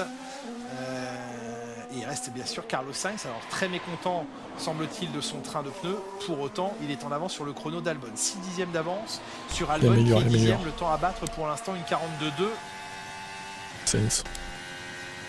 Il n'y a que Carlos qui peut déranger. Ah bah ça t'étonne, Johan. Red Bull sur un autre planète. Ça laisserait dixième. C'est comme ça depuis le début, hein, quand même. Absolument. Il faut passer, Après, Leclerc, il est proche là quand même. Ouais, beau temps de Carlos Sainz. Sainz, un peu moins. Bien qu'il ne soit pas très satisfait de ses pneumatiques. 5e temps. Alors oui, c'est 3 dixièmes derrière Leclerc. Il y a un écart important, mais il est là. Les deux Ferrari, les deux Red Bull, les deux Aston sont au rendez-vous. Les deux Mercedes, même si pour l'instant Hamilton est 10e, mais il est en train de préparer son dernier tour rapide. Son devant Hamilton, ça va pas par contre. Lewis, il va falloir corriger ça. Albon, c'est affreux, quoi. Ça peut être un danger parce qu'il aime bien la qualif. Hein. C'est un véritable affreux. On a vu à l'aise dans des tours un peu de folie. Ah, il sait c'est ça, sur les deux courses. Le maximum du potentiel de sa monoplace. On voit bien que la luminosité est en train de tomber aussi. Hein. Ah, il s'est loupé là. Oh, oui. Alex Albon qui dépassait Carlos Sainz. Et ça l'a un peu perturbé. J'espère, mais j'y crois pas trop. Pour Perez. Dans la deuxième secteur. Il est en avance sur le temps d'Hamilton et il est en mesure là de passer devant Ocon. C'est Albon qui pourrait éventuellement non, c'est juste qu'il a du mal avec la voiture, j'imagine, comme souvent, depuis le début de saison. Le deuxième secteur. Ça va un peu mieux en course, mais ça en qualif, il prend cher. En général, Hamilton, c'est compliqué. Temps pour ressortir et signer un chrono. Voyons si Albon est en mesure d'aller chercher Hamilton pour l'instant. Oui, Ocon aussi. La fin du deuxième secteur, en bas de cette grande descente. Ah oui, 4 dixièmes et demi d'avance sur Hamilton. Ça veut dire que là, il passe aussi devant Ocon. Esteban doit repartir. Eh oui.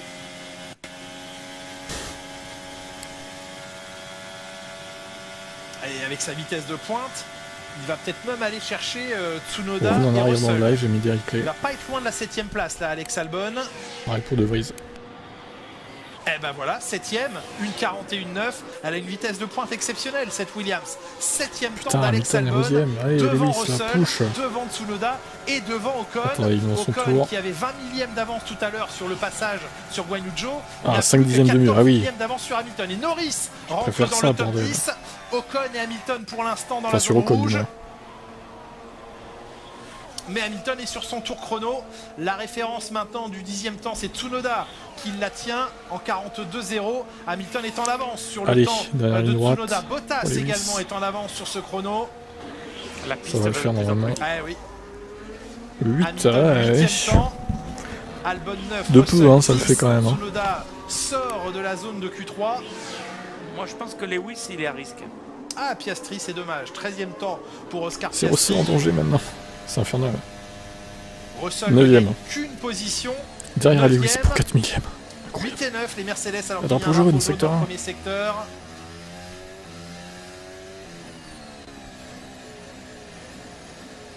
Ce serait Carlos Sainz qui nous aurait gratifié. Eh oui, d'un tout droit au virage numéro 3, marche arrière enclenchée. Il va repartir. Lui n'a pas été à la faute. Double drapeau jaune. Et ça repart pour l'Espagnol qui en oublie un tout petit peu la McLaren, mais pas de souci. C'est Oscar Piastri qui l'avait vu. Drapeau vert donc, 2 minutes 30. Alors je surveille Esteban Ocon, oui, qui a repris la piste. Oui, ça y est, Esteban Ocon a repris la piste. Voilà, il faut que tout se passe bien, hein. Il ne faut pas qu'il y ait un jaune, rien. Ouais. Bah, il a bien senti Carlos Sainz, ça m'a... Ferrari ne pouvait pas prendre le virage trop de vitesse. Mais non, il n'y a plus de marsouinage. C'est fini depuis l'année dernière. Hein. Belle récupération. C'est juste que la voiture est lente, c'est de la merde, cette voiture. Voilà, regardez. Ils vont enlever vos dimeurs, hein, parce que là, il n'y a pas eu grand chose de fait. Hein. Alors de l'extérieur, c'est mieux. Il ne devait pas être loin du mur côté gauche. Il en était vraiment pas loin. Pas de contact, heureusement. Et oui, on a tous fait. Et oui. Mais c'est passé. Pas de travail pour les mécaniciens sur la voiture. Et pour l'instant, Alex Albon serait le dernier qualifié. On est à 1 minute 45 de la fin de cette Q2. Le voici, Esteban Ocon, qui a retrouvé ses couleurs rouges de casque, couleur originelle de son casque, hommage à Michael Schumacher. En son temps, dès les années karting, il portait le rouge de Michael Schumacher. Allez Esteban, là il faut que tu fasses plaisir à l'équipe. Ah ouais, elle est dans le mal, elle est dans le dur aujourd'hui, cette équipe alpine. Le premier secteur qu'il faut battre, 35 840. On se fixe sur le chrono d'Albon pour l'instant. C'est en avance, un 10e et demi. Ça glisse un petit peu trop là ici. Et c'est bien, c'est la bonne glisse.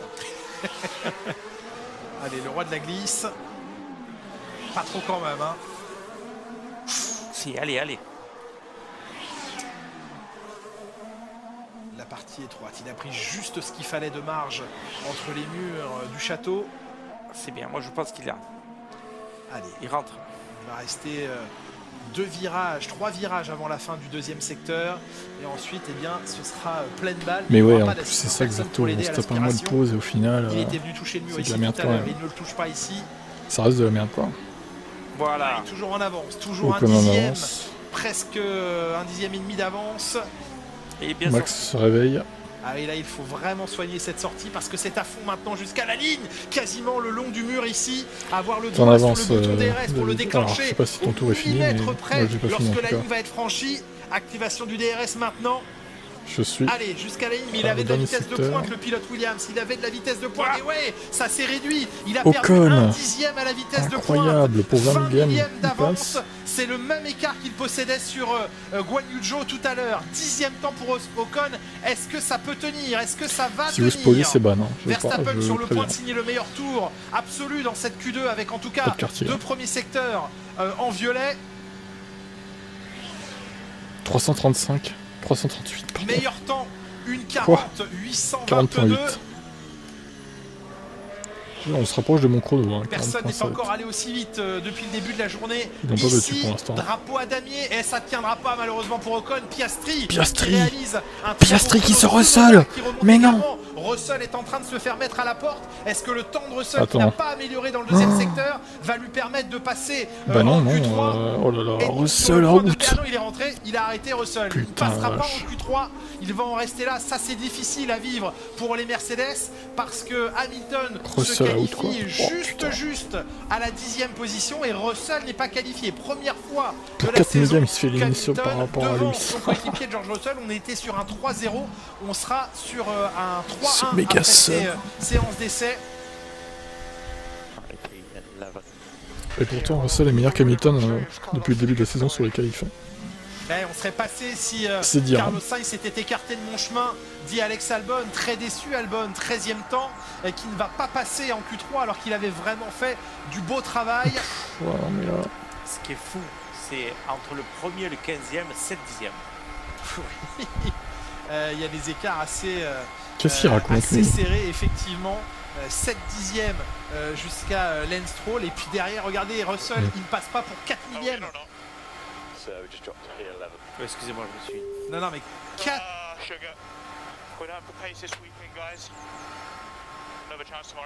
Piastri sur Russell, c'est ça. Philosophe George Russell, on a le rythme ce week-end, on aura une nouvelle chance demain. Il lui a manqué 4 millièmes de seconde. Ouais. Voilà ce qui sépare Hamilton, qualifié pour la Q3, de Russell éliminé en Q2. J'appelle pas ça avoir du rythme, moi. On est en 11e, ça ce sera pour la grille de dimanche. C'est la pire qualif depuis la W13. C'est même pire que la W13 en fait. Sous nos yeux.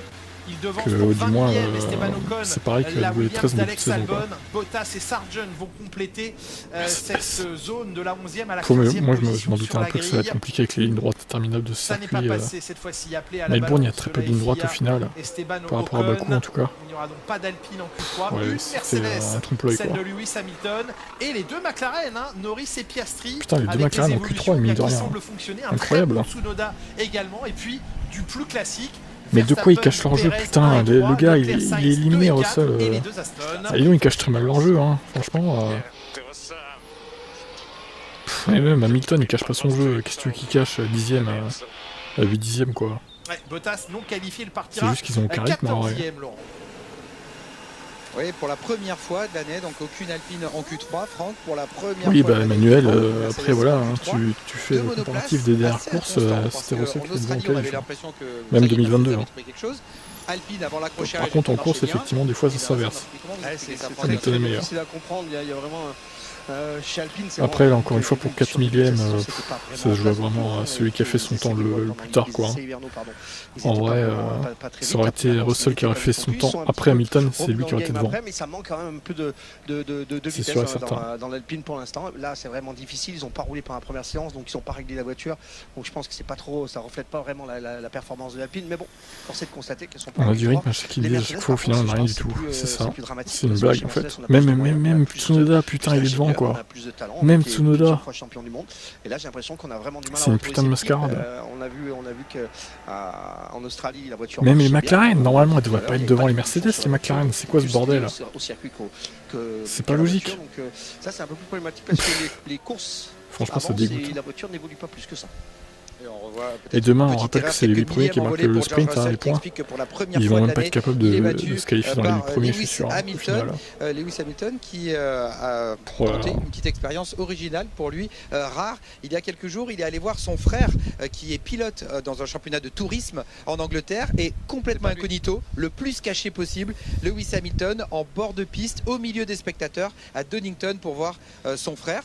Finalement, pour le soutenir, on sait que son frère est très souvent présent sur les Grands Prix, Nicolas Hamilton, et c'était un moment assez étonnant pour lui de vivre ça, de venir soutenir son frère, et il nous l'a raconté avec pas mal d'émotions. Écoutez les. Je vais quand même regarder parce que bon voilà, mais ça fait chier quoi.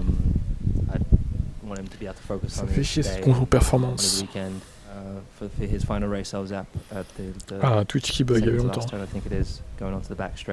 Ça m'avait manqué.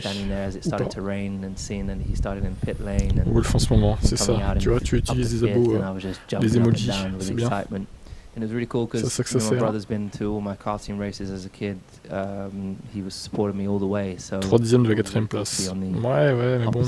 You know, the other end, and just au final, ça fait par rapport à Red Bull, ça fait 8 dixièmes, c'est beaucoup quand même. You know, life-changing day, really. Especially with how he is received by his team. Mercedes, ils sont deux derrière. Mais c'est ça en plus. Ils sont les deux,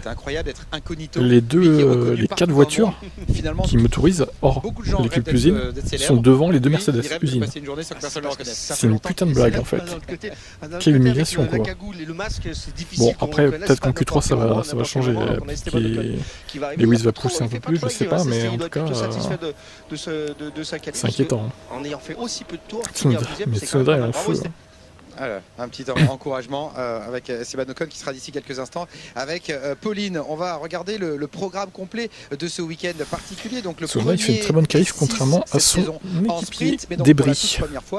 Nick Débris. Demain matin à 11h10 qui décidera de la grille de départ de la course sprint. Et la course sprint, c'est pas à 11h10 la qualif sprint, qu'est-ce qu'il raconte? De la grille du Grand Prix dimanche. C'est à 10h. Mais attends, ils vont rechanger ou quoi? À suivre demain et dimanche. Et le rendez-vous le plus important sur Canal à 12h55 pour le Grand Prix. Demain, donc Franck, à 11h10, les pilotes vont arriver au circuit. Et tout de suite, ils passeront en mode qualif. Il faudra être au point. Là, c'est le bordel avec les horaires. Écoutez ce que café va bien marcher. C'est à 10h30. Hein. Vous allez écouter les interviews, c'est pas possible encore. Ah bah allez, Yuki Tsunoda, Oscar Piastri, écoutez-les. I might start drinking coffee. I haven't drunk coffee before, so I might have to for Saturday morning. But ouais, j'ai mis des emotes. Comme ça, ceux qui sont abonnés, ils en ont d'autres. En plus, des bonus. Ça vous fait un avantage de vous abonner en plus. Une raison. It won't be the worst wake-up call ever, but yeah, it definitely Par makes contre, sure attends. that we're on our toes first thing in the morning. Non, mais c'est bien ça, 10h30. Ils racontent n'importe quoi, Canal, ils sont sérieux. Regardez, je mens pas. Hein. Le sprint shootout en heure française, c'est bien 10h30. C'est pas 11h10 ou 11h30 quoi. Me dites pas qu'ils vont pas le diffuser en direct. Et donc Oscar Piastri qui avait jamais ils vont diffuser une heure en retard. Peut-être pour demain. Ouais, et la séance va repartir pour la Q3, les 10 meilleurs, Julien et Jean. Je comprends pas là, aussi prévoyez le café pour demain matin. Il y a un énorme problème si c'est ça. Après avec Jean, vous êtes buveur de café Jean? Ah oui, mais moi je le prends avant de me coucher aussi, hein. Donc ça me fait rien, ça va rien me faire. Hein. Imperméable à la caféine, Jean, incroyable. Imperméable à la pression. Ils ont dû se planter, c'est pas peut-être possible. Max Verstappen. qui n'a jamais eu l'occasion sur cette piste de s'élancer depuis la première ligne, c'est ce qu'on nous dit en bas de l'écran, eh bien il en aura peut-être. Ouais, c'est ça, Supermax. Mais pourquoi ils disent 11h10 ces cons-là? En tout cas, la chasse à la pole position est ouverte. N'importe quoi. C'est pas très professionnel. Mais voyons maintenant, face au Red Bull, les Ferrari, face au Red Bull, les Aston Martin, est-ce que les teams, dans cette dernière partie des qualifications, vont jouer un jeu d'équipe, vont tenter de s'offrir l'un et l'autre, ou l'un ou l'autre des coéquipiers, une aspiration sur cette longue ligne droite? Peut-être, voyons comment va se décider. Elle vient de commencer, connard. Je te hais. De fin d'après-midi ici sur le tracé. Elle vient de commencer, adorateur, calme-toi. Quelques bosses absorbés ici par la monoplace de Charles Leclerc, la Ferrari. Ah oui, avec tous les drapeaux rouges, du coup, il y a eu du retard. Vous dites ça en toute objectivité, Jean, bien sûr. Un quart d'heure, normalement. Charles Leclerc, le seul pilote, c'est vrai, à avoir obtenu 2 pole positions ici. Les 2 dernières en date, c'est lui qui les avait décrochées 2021-2022. Avant lui, Valtteri Bottas, Sébastien Vettel, déjà pour Ferrari. À l'époque, c'était en 2018, Lewis Hamilton, Nico Rosberg, le premier à s'être imposé et en qualif et en course en 2016. Moi, je trouve que ce vendredi, il est génial. On est surexcité, on sait que demain matin on se réveille. Attendez, oui, on n'a pas encore fait le samedi. Ah, oui. Samedi, c'est un cran, un level au-dessus. Alors ça divise, hein, bien sûr. C'est vrai que ça nous excite beaucoup et je vous rejoins totalement, Jean, sur l'excitation que procure ce nouveau format de week-end. Mais les avis, c'est vrai, sont partagés et on respecte tous les avis. Certains disent, bah oui, mais ça manque d'essais libres, il n'y a plus assez de temps pour préparer les monoplaces. Ça dénature le format classique des Grands Prix de Formule 1. Il ne faut pas aller trop loin dans l'aspect spectaculaire. Les deux avis s'entendent, se respectent. Voyons, donnons une chance, on va dire, au produit et voyons comment cette journée de demain particulièrement sera vécue. En tout cas, les pilotes plutôt unanimement, Verstappen un peu plus réservé, mais ce nouveau format donne envie, en tout cas excite beaucoup les pilotes. On a notamment entendu Lewis Hamilton tout à l'heure à ce sujet. Allez, première tentative, c'est parti pour Max Verstappen. Là, non mais le pire c'est qu'en plus dans le visuel qu'ils ont publié il y a 2 jours, qu'il n'y en a plus sur Twitter, ils ont bien mis 10h10 quoi, le début de l'antenne, la température elle est bonne, le début de la présentation, les pneus sont très ils ont bien mis la bonne heure, et là ils mettent 11h10, ils sont cons, c'est le stagiaire qui a fait le programme ou quoi là. Il est déjà au maximum.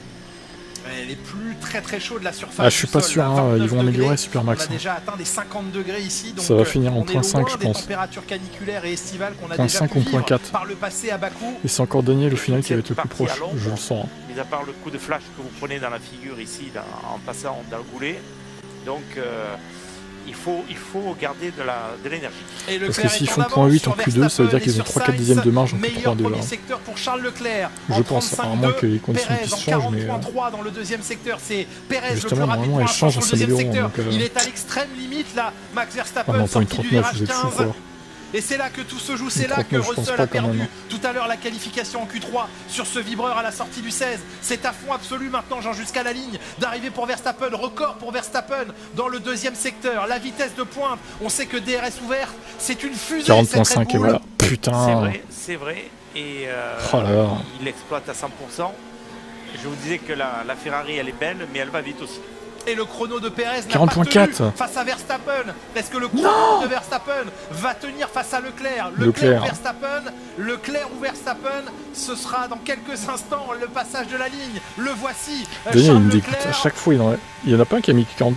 Oh, ils ont fait le même temps. Ils ont fait le même temps. Ils ont fait le même temps. Le même chrono. Non mais le temps de réaction de Febro par contre. Le même chrono, 1:40. Non mais c'est une blague. Il n'y a pas d'écart. Il n'y a rien.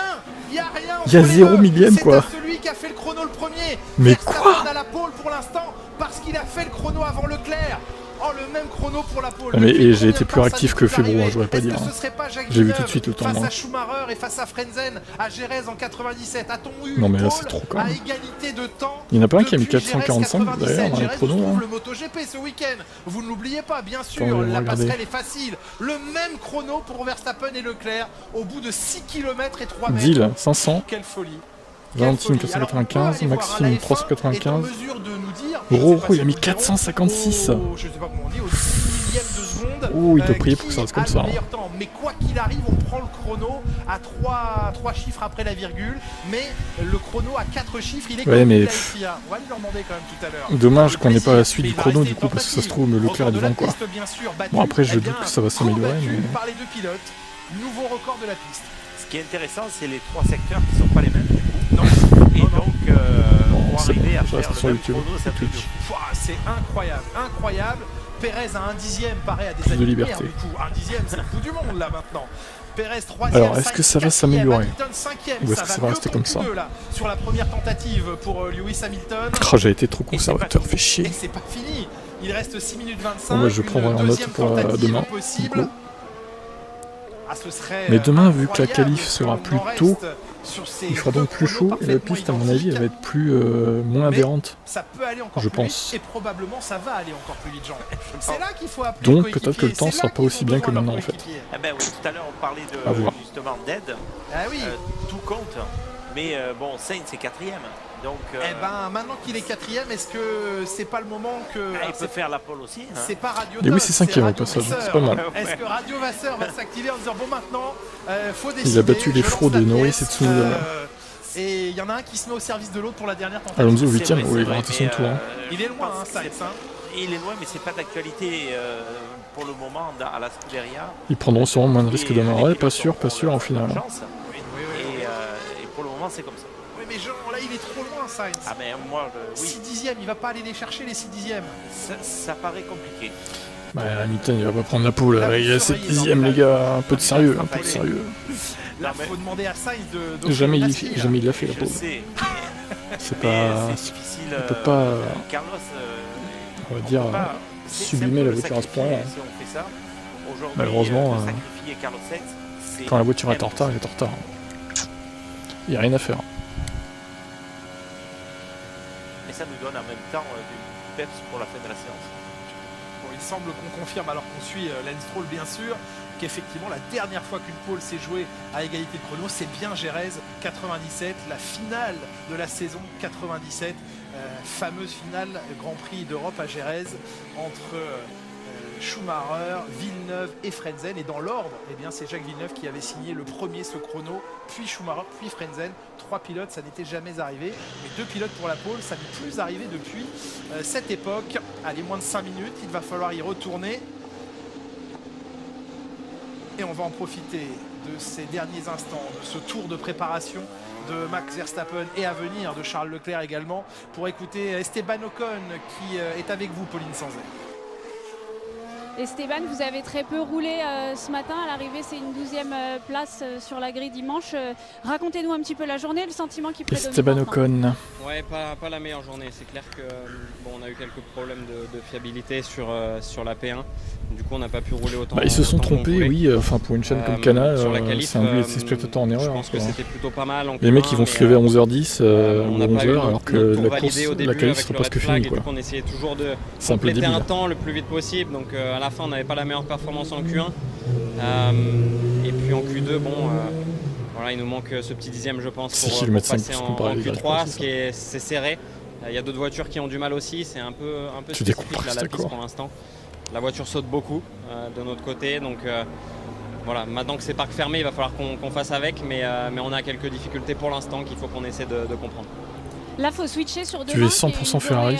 Quasiment complètement à part. Hein. C'est quoi l'état d'esprit? On se dit qu'on redémarre de zéro? On redémarre de zéro? Non, pas du tout, parce que forcément, il y a encore une qualif avec des pneus un petit peu plus durs. Donc, il faut qu'on essaie de progresser au maximum encore demain et grappiller quelques points demain. Mais voilà, en tout cas, c'était aujourd'hui le plus important. Bien sûr, demain, on va essayer de scorer des points au maximum, mais c'est le Grand Prix qui est toujours le premier et le plus important. Merci. Alors, on observe. Merci Pauline Sanzet d'avoir recueilli les premières impressions d'Esteban Ocon, sorti de la voie des stands ici. Alonso. Fernando est 9ème, hein, je voudrais pas dire, mais il va falloir améliorer Fernando. Oula. Effectivement, Lewis Hamilton. Fernando qui a failli percuter Lewis Hamilton. C'est déjà arrivé, hein. avec Vettel ici. Tout va bien. C'était très volontaire à l'époque. Alors, Leclerc est devant Sainz. Donc de toute façon, il n'y aura pas d'aspiration offerte par Carlos Sainz. Et si aspiration il doit y avoir, c'est peut-être Leclerc, mais il est un peu loin, Carlos Sainz, qui pourrait l'offrir à l'Espagnol. Donc il va se débrouiller tout seul, Charles Leclerc, pour tenter de faire encore un petit peu mieux, d'aller chercher peut-être 1 millième. Ça suffirait, 1 millième. Allez Charles, il faut 1 millième, putain. Grosse attaque, je pense qu'il a la voiture de Stroll devant qui risque de l'aider. Je dis, elle est un peu loin. Tu peux le faire, Charles. Et il est en avance. Grosse amélioration dans le premier secteur. 35.2, c'est un nouveau record. À combien, en fait, le premier secteur pour Charles Leclerc. Allez Charles. Allez, le passage du château. Genre il est à fond sur Charles. Pérez qui améliore aussi. Incroyable la vitesse de passage ici. Oh, elle est stable la voiture. Elle est stable. Elle est stable, mais elle est forte. Enfin, il lâche rien. Il va se foutre dans le mur, c'est tout ce qu'il veut gagner, quoi. 35-1, record de premier secteur pour Sergio Pérez maintenant. Sainz est en retard. Sainz est en retard à l'issue du premier secteur. Allez, le deuxième, oui, l'avance. 2 dixièmes et demi d'avance. C'est énorme. Par rapport au chrono de Verstappen, ça va tellement plus vite que sur la tentative précédente. Verstappen en 35-2, comme Leclerc sur le premier secteur. Ça, il va être dur à aller chercher, Leclerc. Il est pas loin de la pole, là, Charles Leclerc. Eh oui, 40.4 pour Verstappen, c'est fini pour Verstappen. La pole, c'est Leclerc qui est en train d'aller la chercher. 2 dixièmes et demi d'avance sur Verstappen. Descend bas quand même, hein. La ligne franchie maintenant par Carlos Sainz qui va rester à la 4e position. Je pense maintenant à moins d'un dernier secteur phénoménal de Verstappen. Tu dois avoir les boules Supermax parce que tu avais dit 40.226 je crois. Verstappen est sans doute en train de perdre la pole. Et oui, la pole de Charles Leclerc. Il l'a fait pour vous, Jean, allez-y, la pole. Avec une belle voiture. Avec une belle voiture. Fernando Alonso qui va remonter au 6e rang oui, sur la grille de départ, la première pole position de la saison pour Ferrari. Elle est là à Bakou, 3 pole positions d'affilée à Bakou pour Charles Leclerc. 3 ans qu'il n'est pas vaincu ici. Ah bah t'as mis 50.236. Tu voulais mettre 40.236. Tentative, l'égalité parfaite avec c'est moche, hein, j'avoue. Pour finalement s'imposer dans la dernière tentative avec quasiment 2 dixièmes d'avance. C'est pas Daniel au final. La Scuderia Ferrari lui aussi elle sous-estimé. Qui fait de nouveau briller le rouge de Maranello. Casuto Glory 40.288. Sera valable pour dimanche. Je crois que c'est lui. C'est la grille de départ de dimanche que l'on vient d'établir. Bien joué Casuto. Ce sera une parenthèse, on l'espère, enchantée, magique. L'échange et l'amitié entre Fred Vasseur et Laurent Mekies. Il lui a lui dire tu vas regretter de quitter la Scuderia Ferrari. Tu vas voir, on va te faire regretter de partir. La pole de Charles Leclerc face à Max Verstappen. À quelle heure la course sprint? La qualif c'est à 10h30 demain et pas 11h30 comme prétend Canal et 15h30 la course.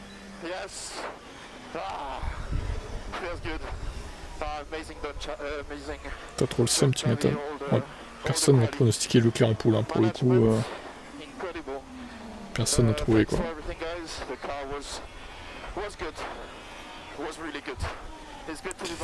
Bon, bah, c'est une bonne perf. Après, il faut voir le rythme de la Ferrari, quoi. Il a pas dit perfect, c'est pas la voiture parfaite, mais la voiture était bonne, très bonne, pour aller chercher cette pole position. Et encore une fois, là, on voit que quand il n'y a pas d'essai libre, quand il n'y a pas beaucoup d'essais libres, et ben Red Bull est en difficulté au final. Et oui, mais quelle motivation, quelle inspiration. Parce qu'ils n'ont pas le temps de peaufiner leur réglage. En fait, je pense que ce qui se passe avec cette voiture, c'est qu'elle a une marge de progression énorme en début de week-end. Et la Ferrari a moins de marge de progression, elle est tout de suite rapide, mais on ne peut pas la faire progresser en fait. Il a fait trembler les barrières. Je l'ai vu rentrer dans ça, c'est le turn 1. Je l'ai vu rentrer, je voyais vraiment beaucoup de. Disons d'énergie. On l'a vu au Brésil aussi, hein. Red Bull qui est en difficulté, hein. Après, il y a tout sans essai libre. Et puis voilà, ça a marché. Ouais, P5 Hamilton, c'est pas mal au final. C'est bien. Il limite la casse devant Alonso. Oui, la jante à l'arrière droit alors que Charles Leclerc sort de sa voiture. Et ce que vous voulez remarquer, Franck aussi, c'est l'écart avec Sainz qui a 8 dixièmes. Il lui a mis une vraie claque. Mais Sainz, 4ème et à 8 dixièmes. Non mais vous vous rendez compte les écarts là? Non mais enfin, le 4ème est à 8 dixièmes quoi. C'est vraiment très gros, je pense qu'il va falloir commencer à travailler un petit peu le jeu d'équipe dans cette écurie là. Parce qu'il y en a. Non mais c'est juste que Sainz c'est nul en fait. C'est pas une question de privilégier Leclerc ou quoi. C'est juste que Sainz est mauvais, en fait. Mais il arrive quand même à être 4ème malgré l'écart, quoi. C'est trop. Franchement, c'est trop. C'est sûr que ça va marcher. On va avoir une belle bagarre entre ces deux hommes. C'est ce qu'on voulait, c'est ce qu'on attendait. Je vous en profiter pour regarder ce fond plat qui était encore détaillé, qui a encore été travaillé. Bon, ils vont c'est sûr. Avec moi dessous, regardez ce fond plat. Et Russell, il doit être dégoûté. Hein. Parce que Russell, il pouvait faire top 6, top 7, je pense. Chez Red Bull, on n'a pas du tout la même philosophie chez Ferrari. Mais bon, pour prouver que la preuve est que. La différence c'était de 4 millièmes en Q2 Dorateur. Charles Leclerc qui a fait une petite. Je pense qu'il aura amélioré Russell s'il était en Q3 là. Verstappen et d'ici quelques instants, ils seront en place pour les interviews.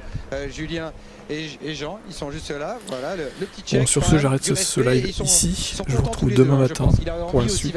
Donc 10h20. Je commence vers 10h15, ouais, même, je pense. Et je vous dis une bonne journée à vous. On fait le débrief sur TF1, chaîne YouTube évidemment. Pour son plaisir personnel aussi, pour la bagarre que ça va entraîner. Faut pas dire que c'est. Ouais, bon, allez, toi, tais-toi. Tu me saoules, l'adorateur. On passe la parole alors que c'est Mark Webber, le manager de